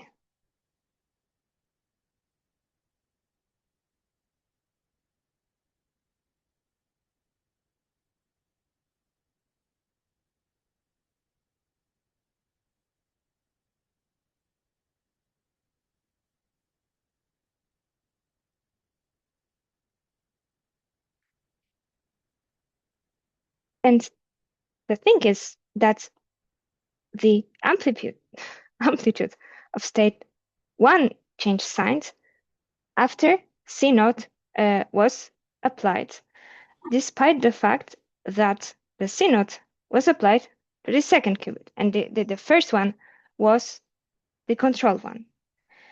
And this is called the phase kickback. So the eigenvalue is kicked back to the control register. Does it make sense for everybody?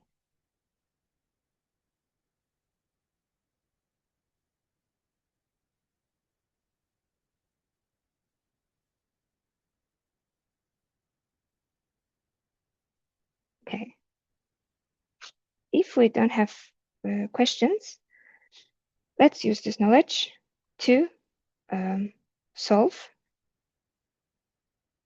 a task 2 from the notebook A02. You can revise this knowledge reading the notebook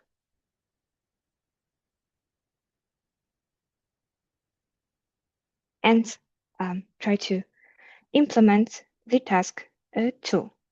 And let's give us like 10 minutes to do that. Or if there are any questions, then go ahead.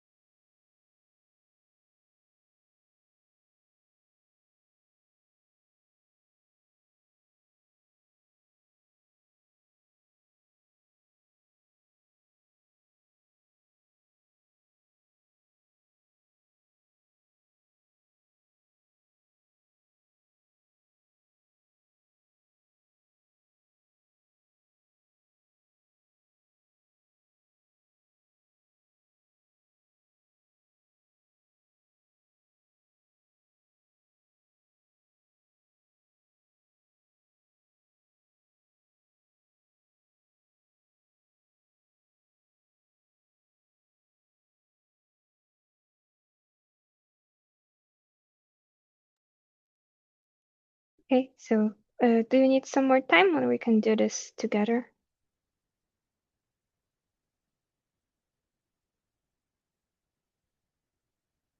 Yeah, so let's go through the solution. Okay, so the thing that you already know, so we need to do a quantum register.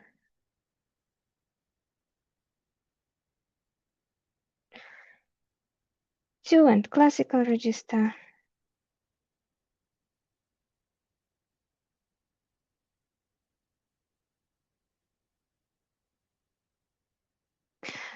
And the circuit.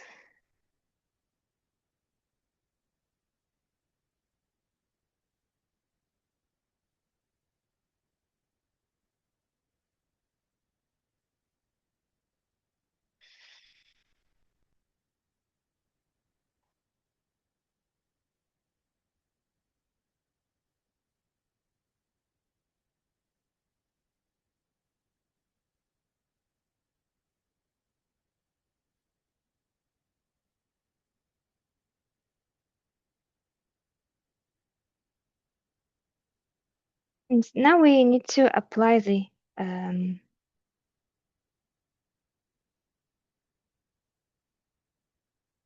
X gate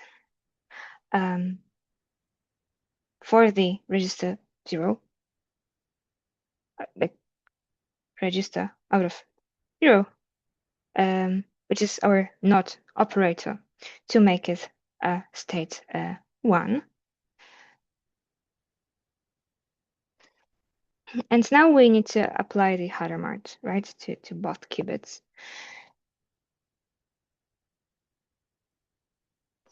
Hadamard and our register. And now we were to apply the CNOT operator where the control qubit is 1 and target is the quantum register out of 1 and target is out of 0.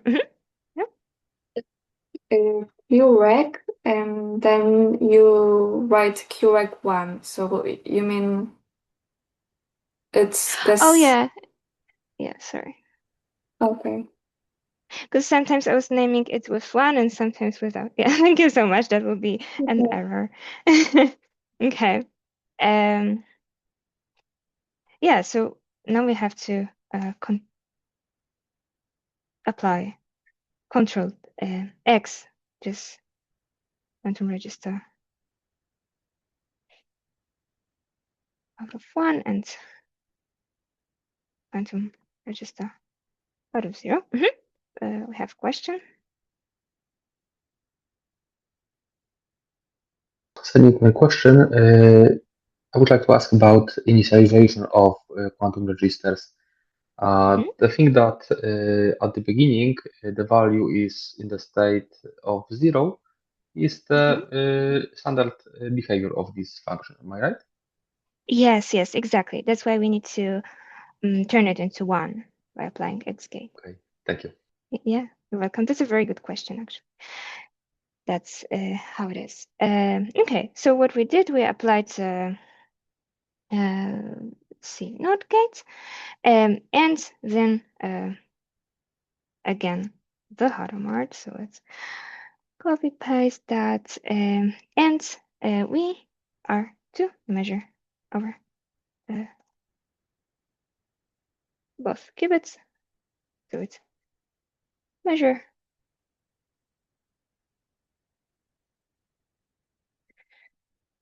And if I didn't make any mistake, we should see. Oh, aha, okay, because the default name was my circuit 1. Let's see. Okay, we start in quantum state 0, 1, and 1, 1 is observed through all the shots we make. And here's the analysis of what's I have happening. a question. Yeah. In this case, we really need a classical state. So classical we can do the classical register, yes. or we can avoid to use them? Let me think. Sorry, because my notebook started to get crazy. I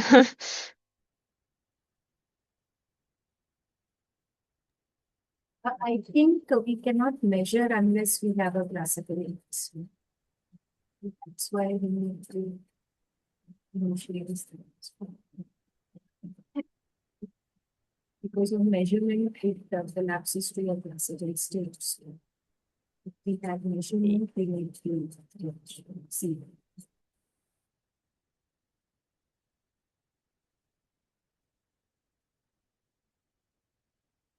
We always need a classical register to store the information about the output.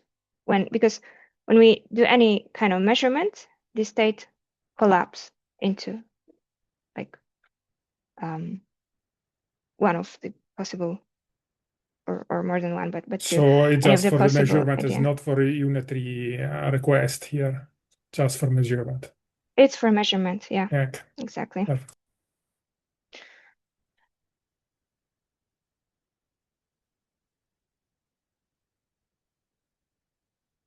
Yeah, let me look at the question.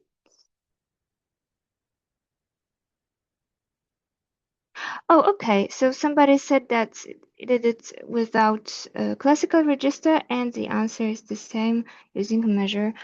Oh, I didn't know about that. Okay, Yeah, that's because great. That's great. in the graphical often in the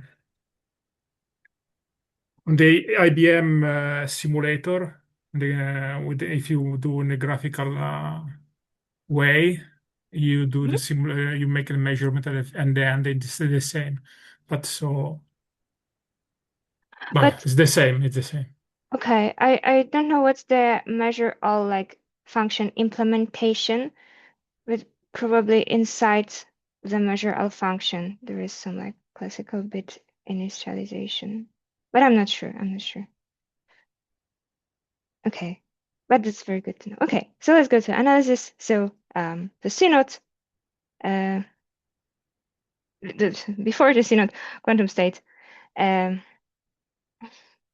is in superposition after applying Hadamard gate, and composed system looks like this, and CNOT affects when the first qubit has the value 1. CNOT flips the state of the second qubit, and after CNOT we have the following state. And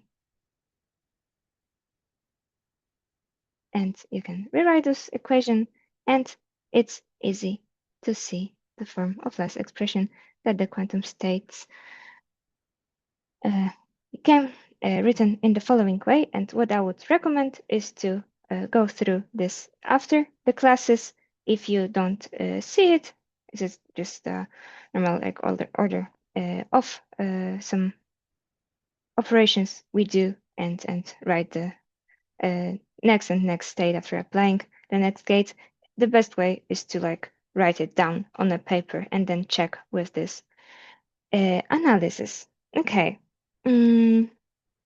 I think I will leave the task 3 for you to do as well. Let me just look.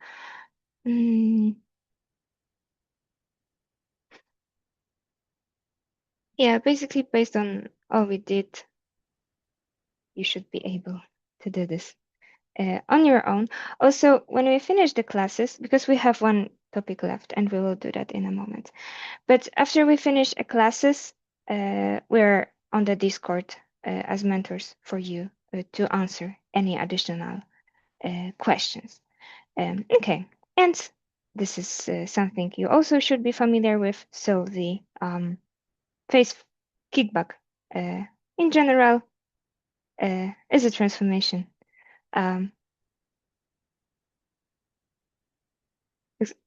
Can be described as a transformation when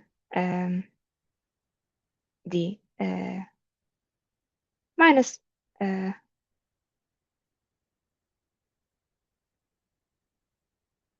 phase of -1, yeah, sorry, is kicked back to the front of the first register. And yeah, I think it will be best for those who like need to repeat it one more time to go through what happens in the tasks and in those transformations that we have. And now I would like to see if we have any like questions. No, okay, and let's move to the last topic we have, which is the Deutsch's algorithm, which is very cool because we will get familiar today with the first algorithm, which answers pretty simple toy question, which goes as follow. Given a Boolean function f, we want to decide if it's constant or balanced. And when we have function, Boolean function f, 0, 1, returning 0 or 1 as well, we say it's balanced if f of 0 is not equal f of 1. It's balanced.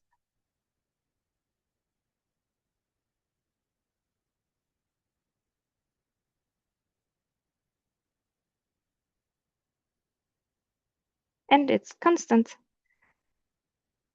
in the opposite case.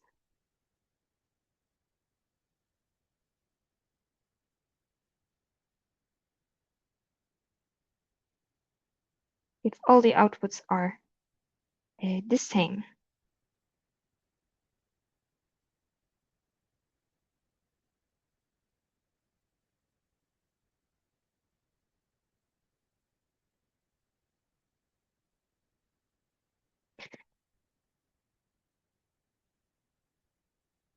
So could you provide me an example of the balanced function for like 1-bit input?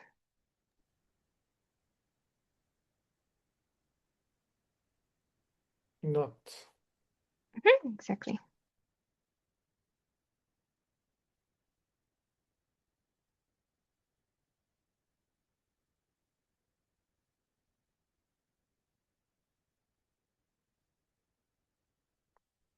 Also, it's sometimes named bit flip because we're flipping the bit. And the constant one, it's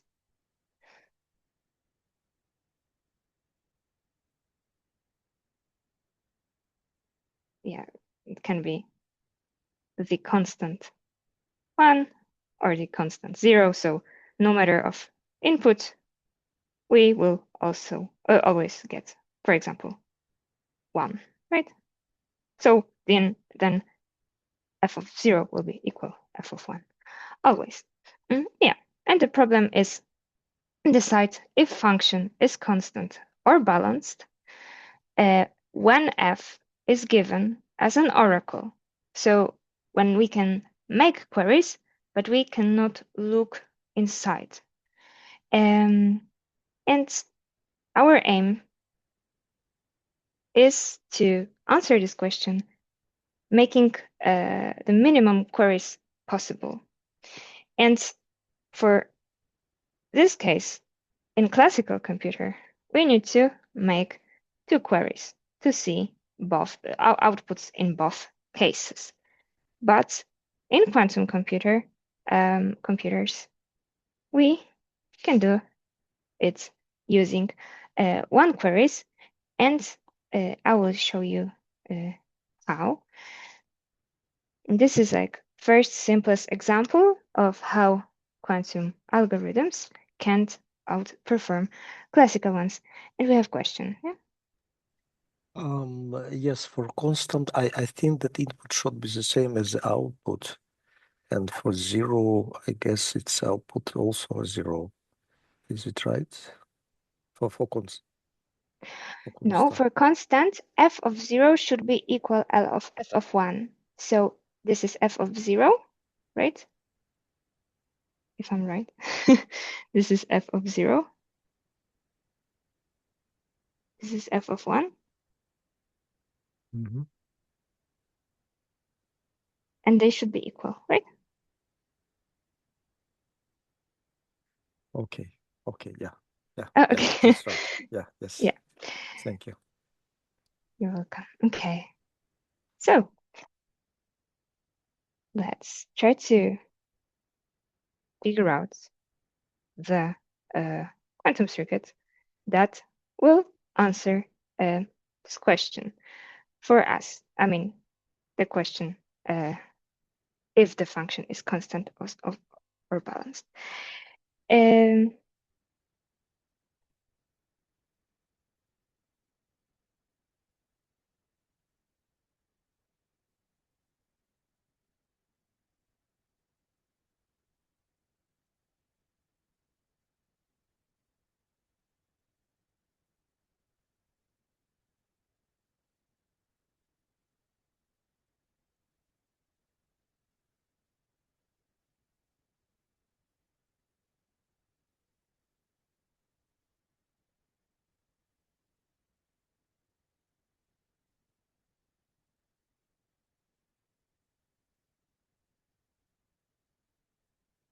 Sorry.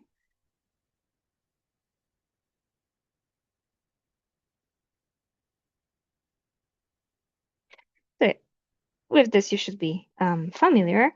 And here we will have our unknown oracle function, UF, which we need to decide, right, about if it's constant or balanced. Here we will also need another Hadamard and a measurement.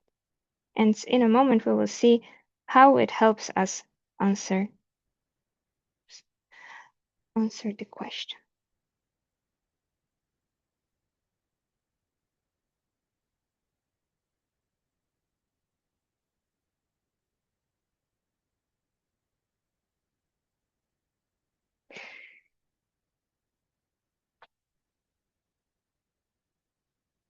Let me just take a look at chat.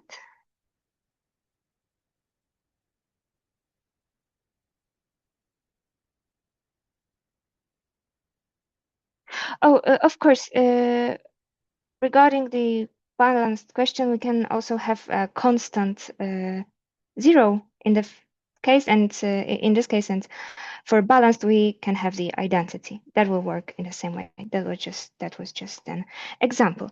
Okay, so let's analyze step by step what is happening here. And the cool thing about it is in the next steps, I mean, tomorrow, we will take into consideration the more general case of the Deutsch algorithm. That's why understanding the basis, the very simplest problem, is quite useful, I think.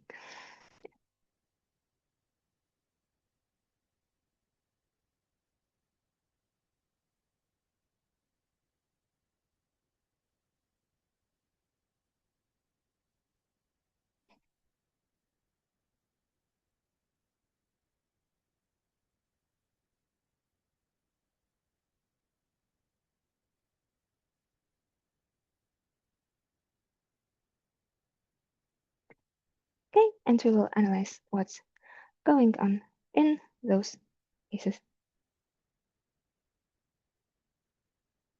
I mean, in those states, of course.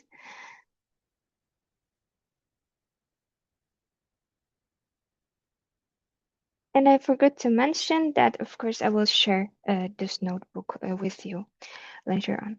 Okay, so for state 0, pretty C0, pretty straight, sorry, straightforward. This 0, 0. then we apply x in the second.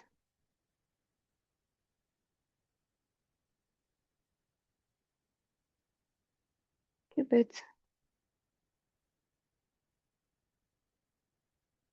which will be 0, 1.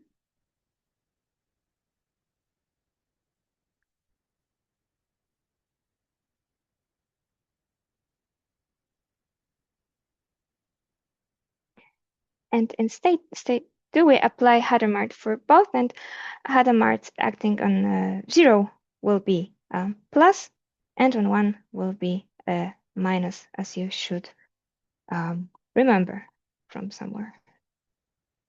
And let me expand the plus state, which will be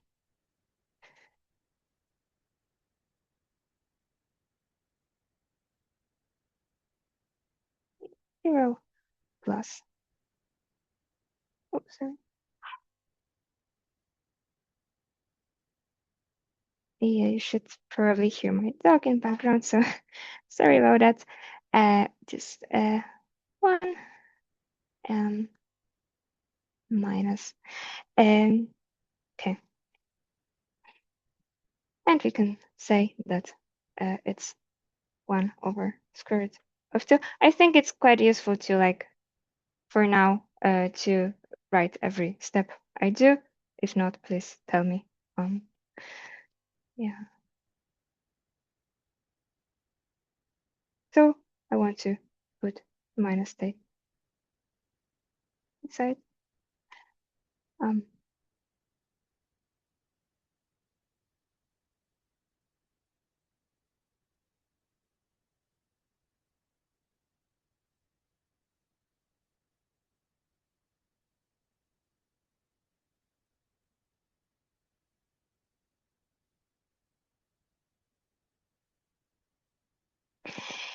And what will happen in state C3? It is applying this unknown oracle.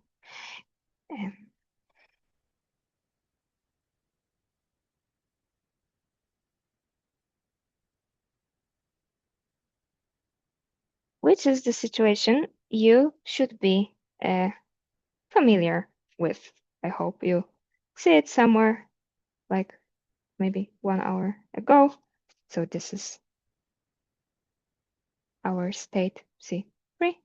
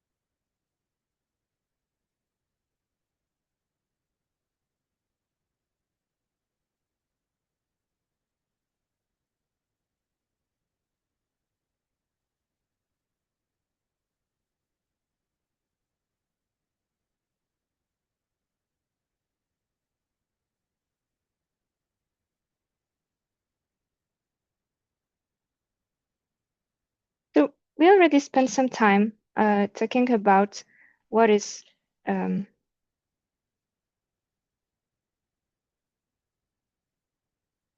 this and this, right?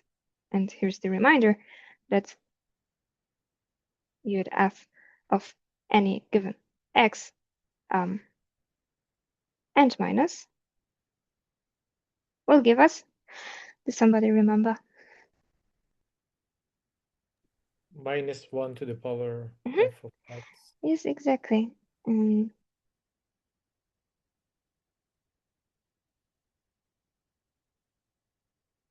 you.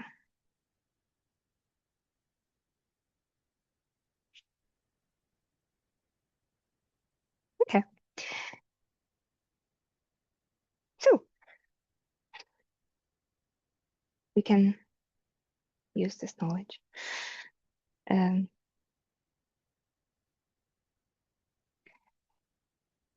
Right, and we can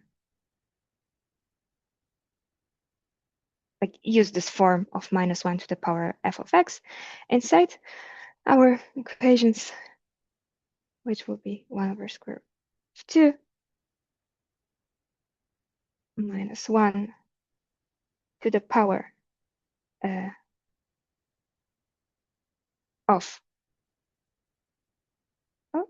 f of 0, y0, because we have 0 here. It's no longer unknown x. We know that it's 0. Yeah, 0. Minus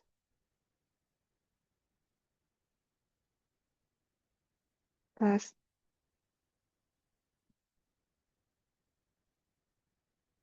-1, same thing. It will be f out of 1.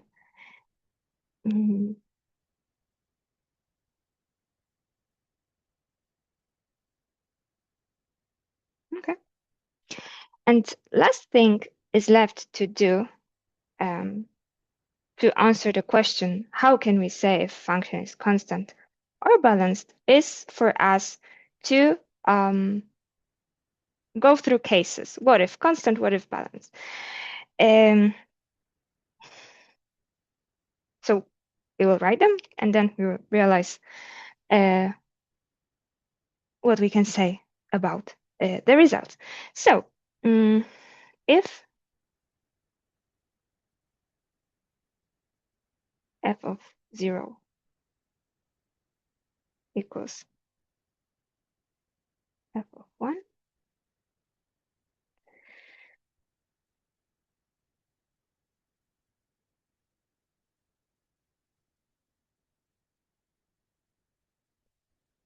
and let's say that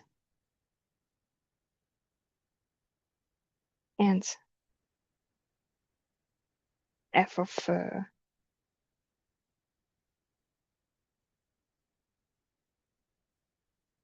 0 is equal f of 1 is equal, say, 0 at first, okay?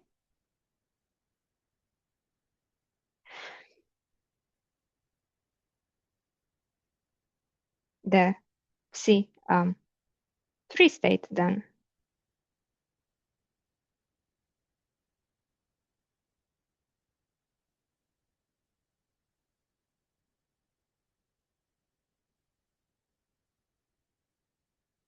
will be 1 square root of 2. And we have -1 to the power 0, which is 1. So I just rewrite this part.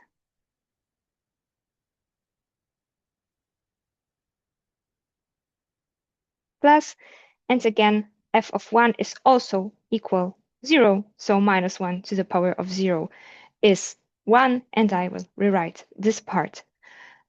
And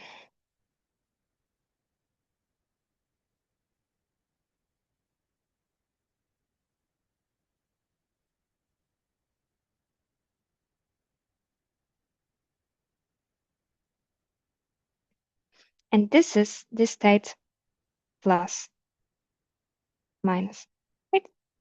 Because I can take the minus out. And what I'm left with is a plus state. And then let's take a look at the next case.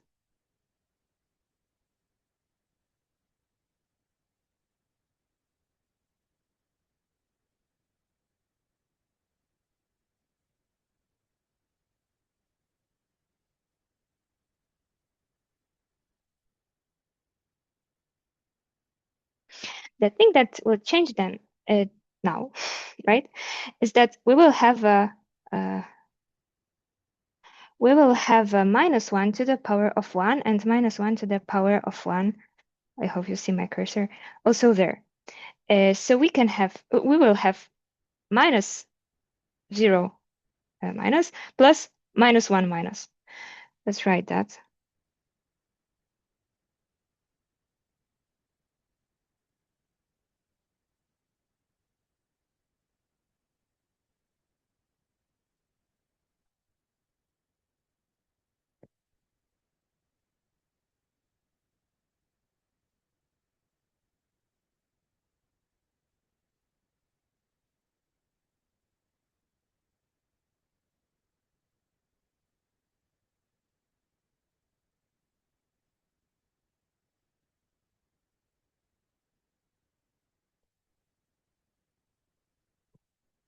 Yeah, once again, why? Because we have now f of 0 and f of 1 being 1, so we have the minus 1 to the power of 1.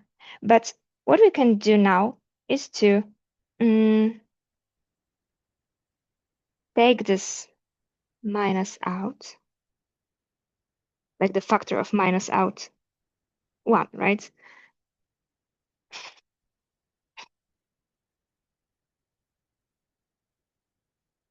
The minus.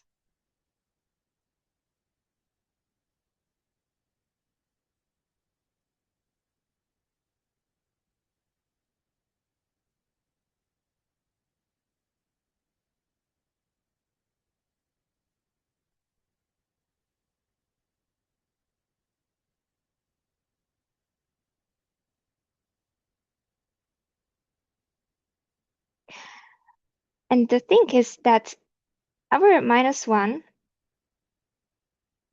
being here, being there, is a global phase. So it can be removed because it doesn't matter physically, it's a constant. And what we are left with is the same thing as in the previous case, right? It's a plus minus state. And I hope you see the pattern here, and you can like expect what will happen for the third and fourth case. But maybe do we want to go through them carefully?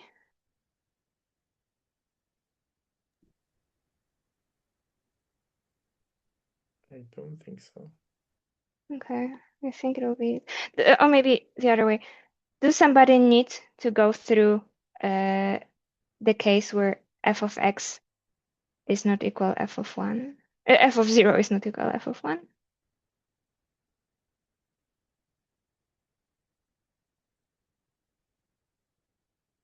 Okay, so I'll just write down that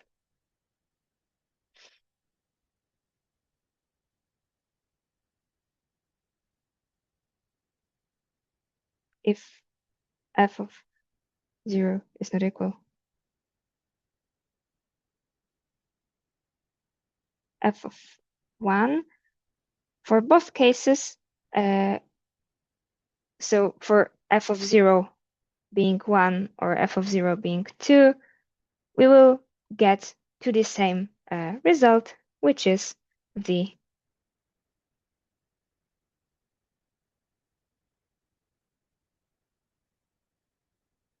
minus state. And if somebody is not familiar with that, yes, exactly as somebody wrote with that, it's minus and minus, which will be the global phase. And this minus can be safely ignored. Yeah, and the last thing we are doing. So we already see that answer if f of 0 is not equal to f of 1 is easily distinguishable from the cases where f of 0 equals f of 1, right? But the thing we are doing there, oh my God, a lot of stuff happened. So the thing we are doing here is Hadamard. And the Hadamard is done to just take our state from the superposition 2, either 0 or 1. And it's applied only on the first qubit. So let's see what will happen.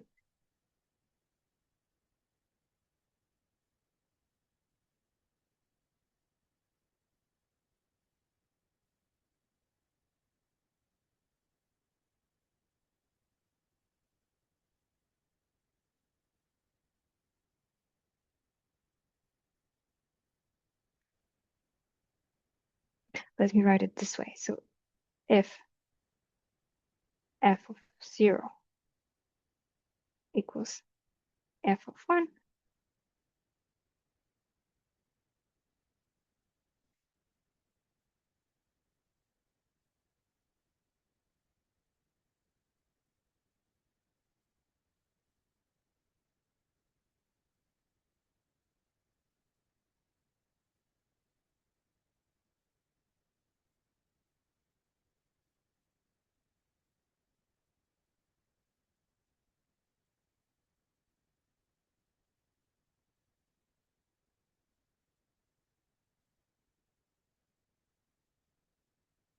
so after applying the Hadamard, the C4 will be the 0 minus.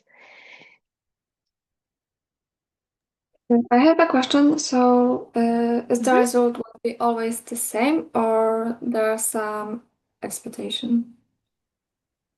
Could you repeat, because something like Uh, stopped you? it will be always the same result. Yes, so we basically proved it here. Okay, so So it will in the be always the same. yes, because we did it for the first case and we did it for the second case, but we get the same results. And we didn't like wrote that for both case of this, but it will lead us to the same, right? Okay, thank you. So if f of 0 is equal f of 1,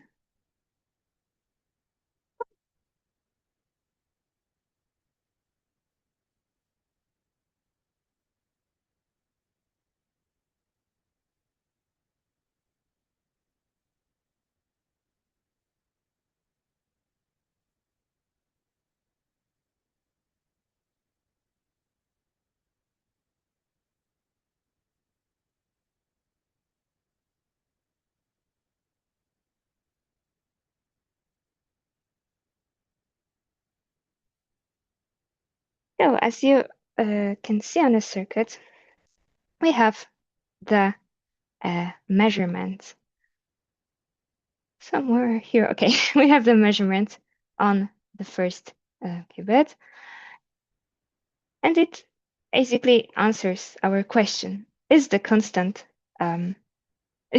is the function, sorry, constant or balanced?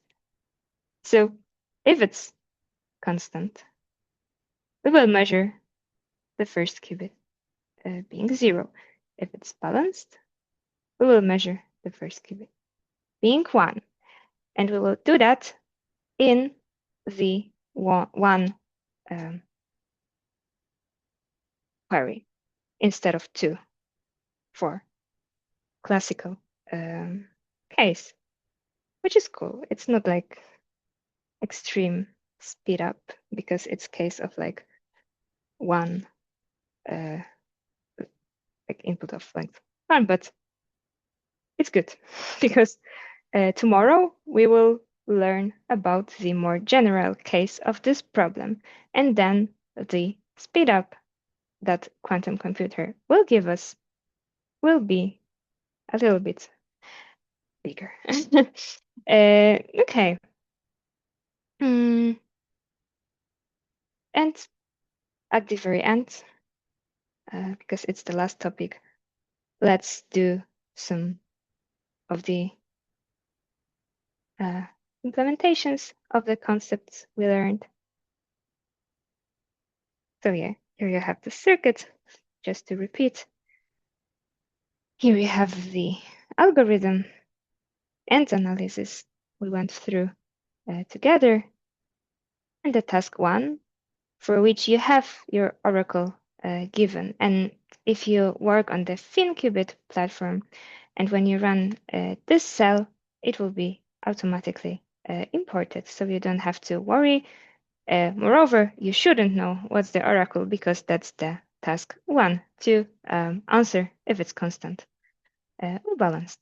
Okay, so may I leave you with this task for 10 minutes, and then we will do this together.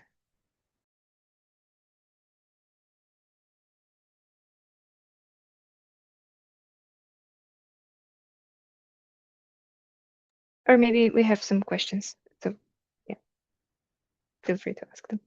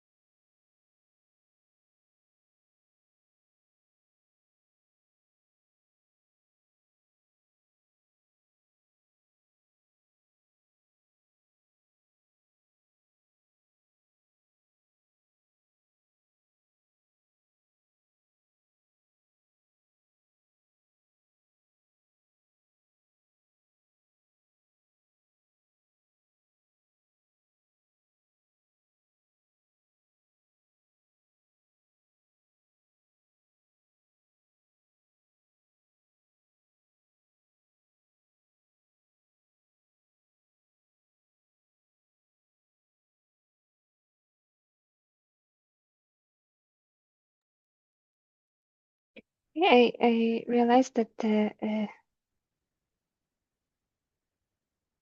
oh no, sorry.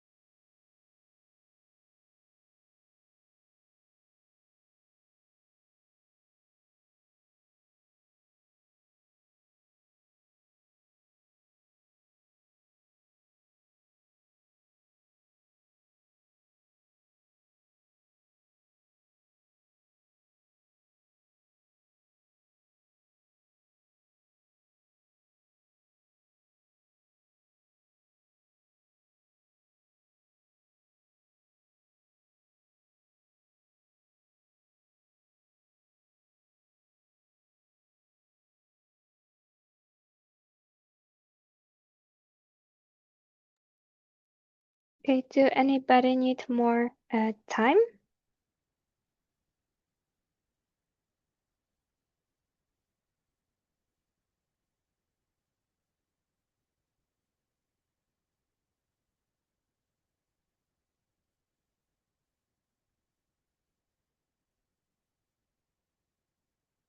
Okay, great. So let's do this together, just in case.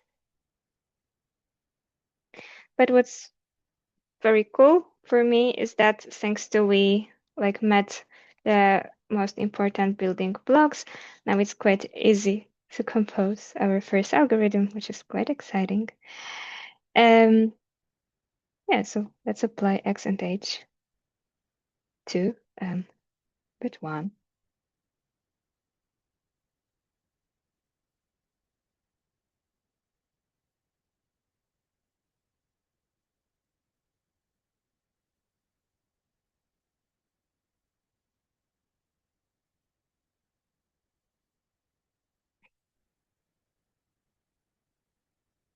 And also Hadamard 2 qubit 0.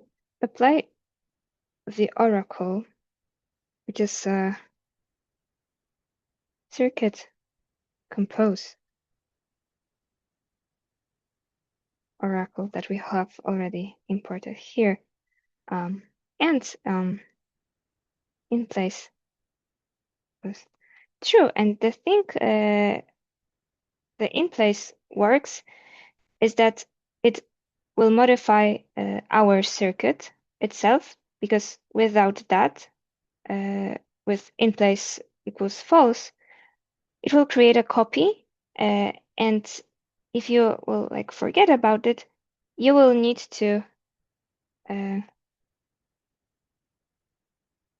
assign it to the new to the value, because it will return a new circuit and not modify the original one. But the best thing is to remember about the in place modification, and yeah, let's apply Hadamard to qubit 1.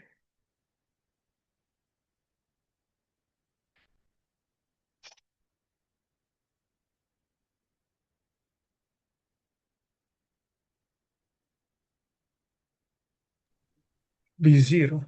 Yeah, 0. I don't know why it's 1 there. Sorry.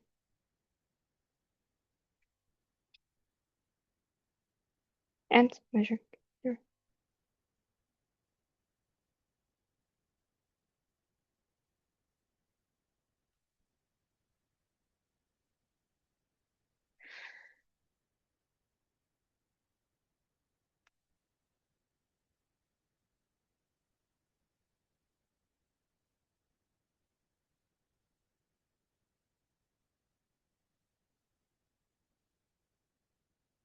And that's basically it, I think. We, I don't know if I mentioned, but we can draw our circuit as matplotlib, which will be the Python's matplotlib's graphic. And yeah.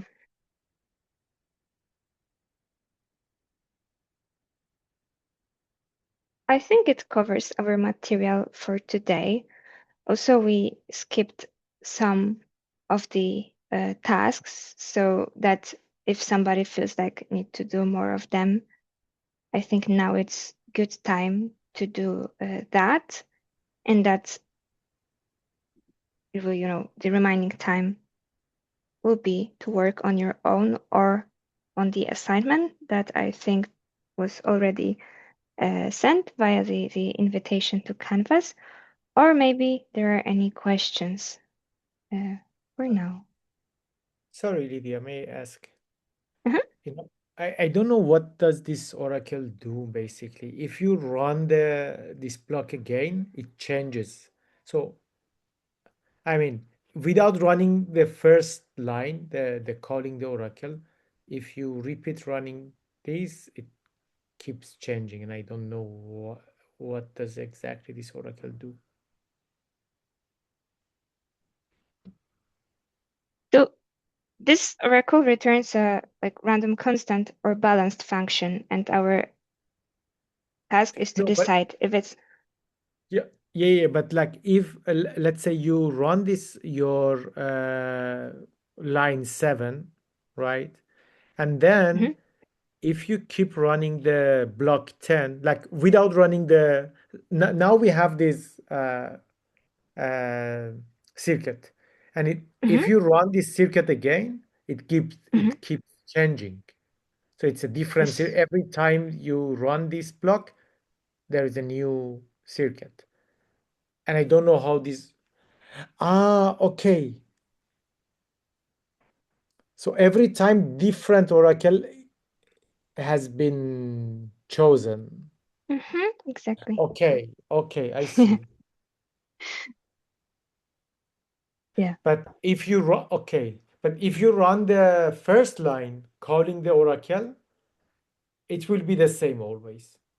So it's like a specific set of oracles, it seems. So the order are the same always. If you run No, line it's changing 20, also.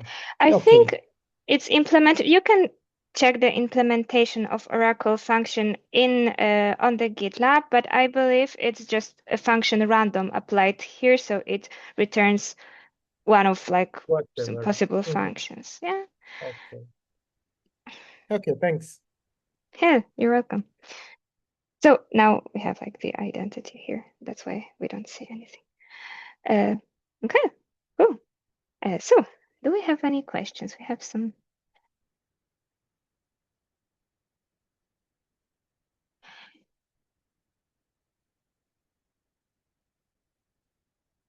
We have a question if we need to download and open assignment Jupyter files in the FinQubit and complete there and submit to Canvas. I think you can, and I think it will be the best way, basically without setting up your environment. Also, you can do it locally.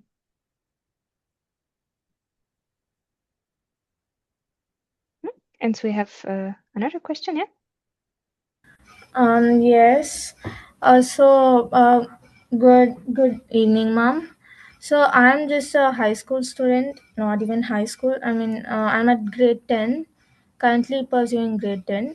So I'm just interested in this field, and I'm going on researching about it and finding workshop about it in the net. And I just got it from community meetings and all.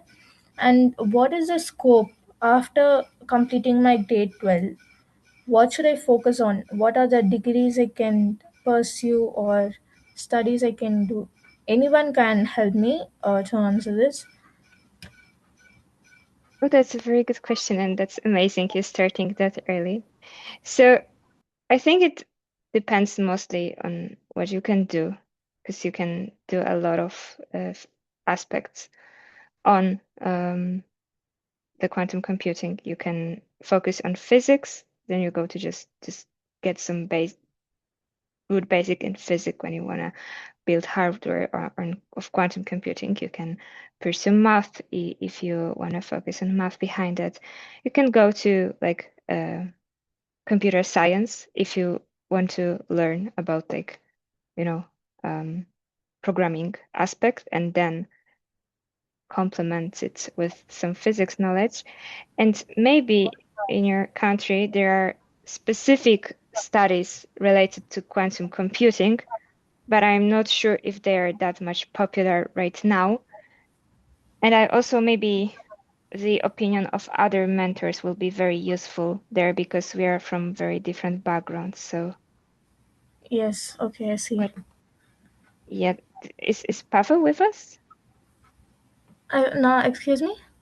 Oh, sorry, I'm asking if is Pavel, the organizer, with us. He can have quite interesting opinion on that. But maybe you can ask this question. I'm Okay. here, so I can try to help. Could you please Yeah. repeat the question? So it was about pursuing the path in quantum computing after the high school. What studies are the best choice? It depends. It depends on the country because I believe that in most of the countries currently there should be some quantum studies already.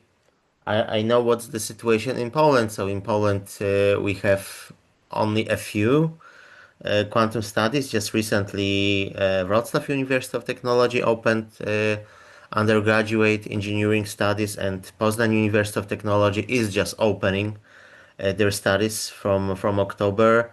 There are some graduate studies in Poland as well, in Poznań, in Gdańsk, and there are some universities with just several courses on quantum computing, not dedicated studies, but just one or two academic academic courses on quantum computing. So it depends. I believe that in most of the countries, at least here in Europe, you should be already able to find some quantum studies. I'm not sure how it looks like in other countries exactly, but I I believe that this quantum ecosystem is already it's still growing, right? It's not fully mature yet. It's still being developed, but it's not the beginning, right? So the development of these ecosystems was started several years ago. So there Yeah. are already many opportunities. Okay. Is it useful for learning? Because I'm learning at 10th standard, and my parents always suggest that you're learning it at a very young age, and why do you need to learn these stuff at this time? So I'm just learning what I wish for. So I'm just searching for scope. That's it. Thanks for Mhm. suggestions. If Okay. any Indians here who can offer me any suggestions are also welcomed. Thank you. Okay, thanks. I can tell you that we also have a Q cousin in India. Of course, the name is Q India. So you can also try to reach them out and maybe join them, or maybe they will have some suggestions. Yes, sure. Yeah, So, they are not very active, unfortunately.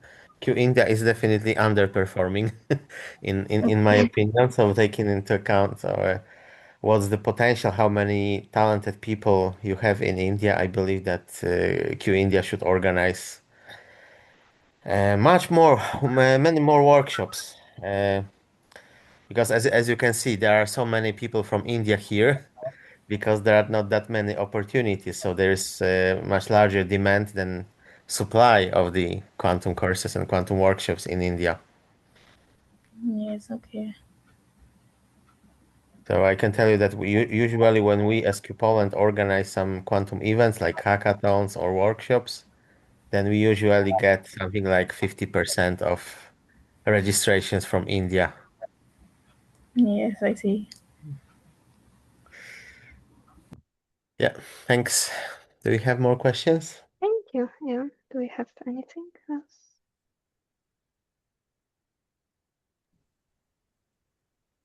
Just out of curiosity, the simulator that we call in on Qiskit, do we know how it is used or how it is built? I mean, is it based on some classical random generator, or do we have specific information about that? You mean a simulator of quantum computing, right? In Yes. Qiskit? Yes. Okay. Yes, I believe that there is just a classical random number generator because you cannot uh, generate. So there are quantum random number generators are totally different devices, right? So you do not have them on classical computers. So we have No, but Hello, in general, hello.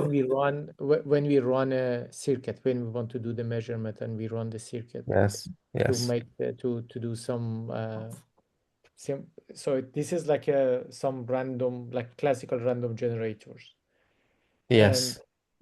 through But you do it at the end, right? When you do the measurement. yeah. But through this course, do we do also through like a any run on the real quantum computers like IBM ones instead of No, using the simulators, or it's on no. always on sim? You Okay. can you can do it. You can do it on your own if you Oh, want, yeah. but it's not covered. So we I think we do not do it in this course. Okay. Thanks. So because the access to real quantum hardware is still limited, and I'm not sure what's the situation now, but just about 2 3 years ago, you needed to wait in a queue for quite a long time to run some actual jobs on the real quantum hardware in the cloud. Like I Now did. you have 10 minutes per month. Yeah, but Yes, still but you need to wait on the queue also. yes, Sorry. yes, Yeah. yes, exactly. So it's not scalable, right? And as you can see, now we have 50 participants. In the peak, we had more than 80. I can tell you that we had about 350 registrations, and we invited about 250 people. So there are more than 100 people on Discord, right? So, even when we focus only on the people from our workshop, then, everyone would have to wait. So perhaps this access to quantum computing hardware might be easier now. I'm not sure, because I haven't checked this quantum infrastructure recently in the cloud. So perhaps the situation is different than it was about 2-3 years ago, but still it's challenging. And in particular, these QNickel materials, as well as other QWorks materials like QBronze, QSilver, were primarily developed a few years ago when the access to the real quantum hardware was even more limited. But Right? can I So ask on which version of Qiskit we are running? Is it Qiskit 2 or 1? I'm not sure. Krzysztof, do you remember, or Lydia? Differences, I think, even in. There are some differences. So this is one of the problems with Qiskit. This is one of the reasons why in QWorld we are also working on a penny lane version of this workshop materials, at least QBronze. But of course, it takes time to translate the whole content from one programming language or one library to another library. Yeah. I do not remember. We can check. I can just run it to see what Yes. is the version. Yes, you can check in the requirements, but I believe that Krzysztof should be able to answer because he knows how the environment is configured in this ThinQubit platform. So I do not see Krzysztof with us now. So I checked that. I didn't know, but I checked that it's 0.25.1. okay. 0.25. Yeah. So Actually, 0.25. 2.3 is already there. Yes, but it's running also on the 2. The recent version is running well. Yeah, but I think Krzysztof is the best person to ask. Yeah. And you can also check the README file or the requirements in the GitLab repository of QNickel materials, because I believe that it should be specified there as well, because this README file was prepared to allow all of you to configure the whole environment locally. So there should be such an information there. I can also try to check it now. And I believe that, so this is just my guess, that Krzysztof configured this platform to be compatible with QNickel.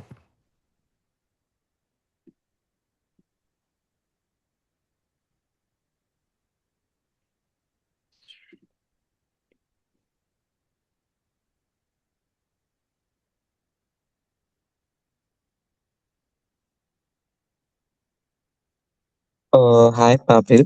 Hope I'm being audible correctly. Yes, I can hear you. Yes. Hi, Lydia. Hi, Pavel. So, basically, my question is actually related to the assignment itself. So, I have just submitted my assignment there on the platform. But I'm facing a little bit problem on the FinQubit platform as well. So, can anybody help on that also? So this is a problem in the ThinQubit platform, right? Yeah. Okay, could you please just post post information about the issue on Discord, and then we'll just look at it. Yes, I've actually posted on the homework side. Okay, we'll check it later. We'll check it later. Oh yeah, it is. I just checked also. It is 0.25.1. So it's like one of the earliest version of Qiskit. So I mean, I just run the Qiskit version on the. Okay. Yeah. Yeah, can be.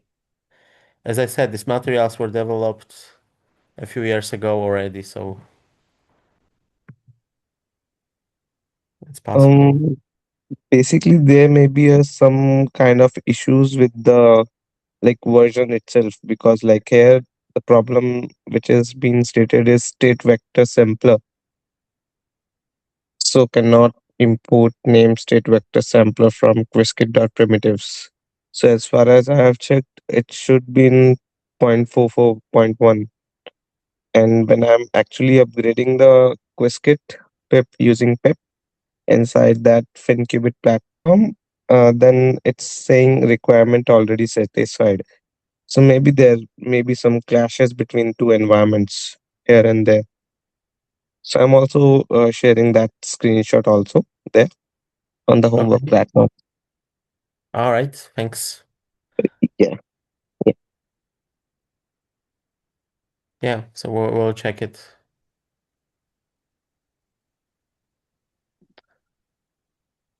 And we can just send the update to the Q Education department, and perhaps they can just update the materials, but in the repository. But it's possible that this old Qiskit version is for a reason, perhaps. So we'll see. Yeah, But like there is a go-to around like it. Like we can use some legacy code for it. But yeah, it will take a little longer. I'll try. I'll try to experiment with it. So if I Okay. be able to, yeah, I'll do it and send. Cool. Thanks.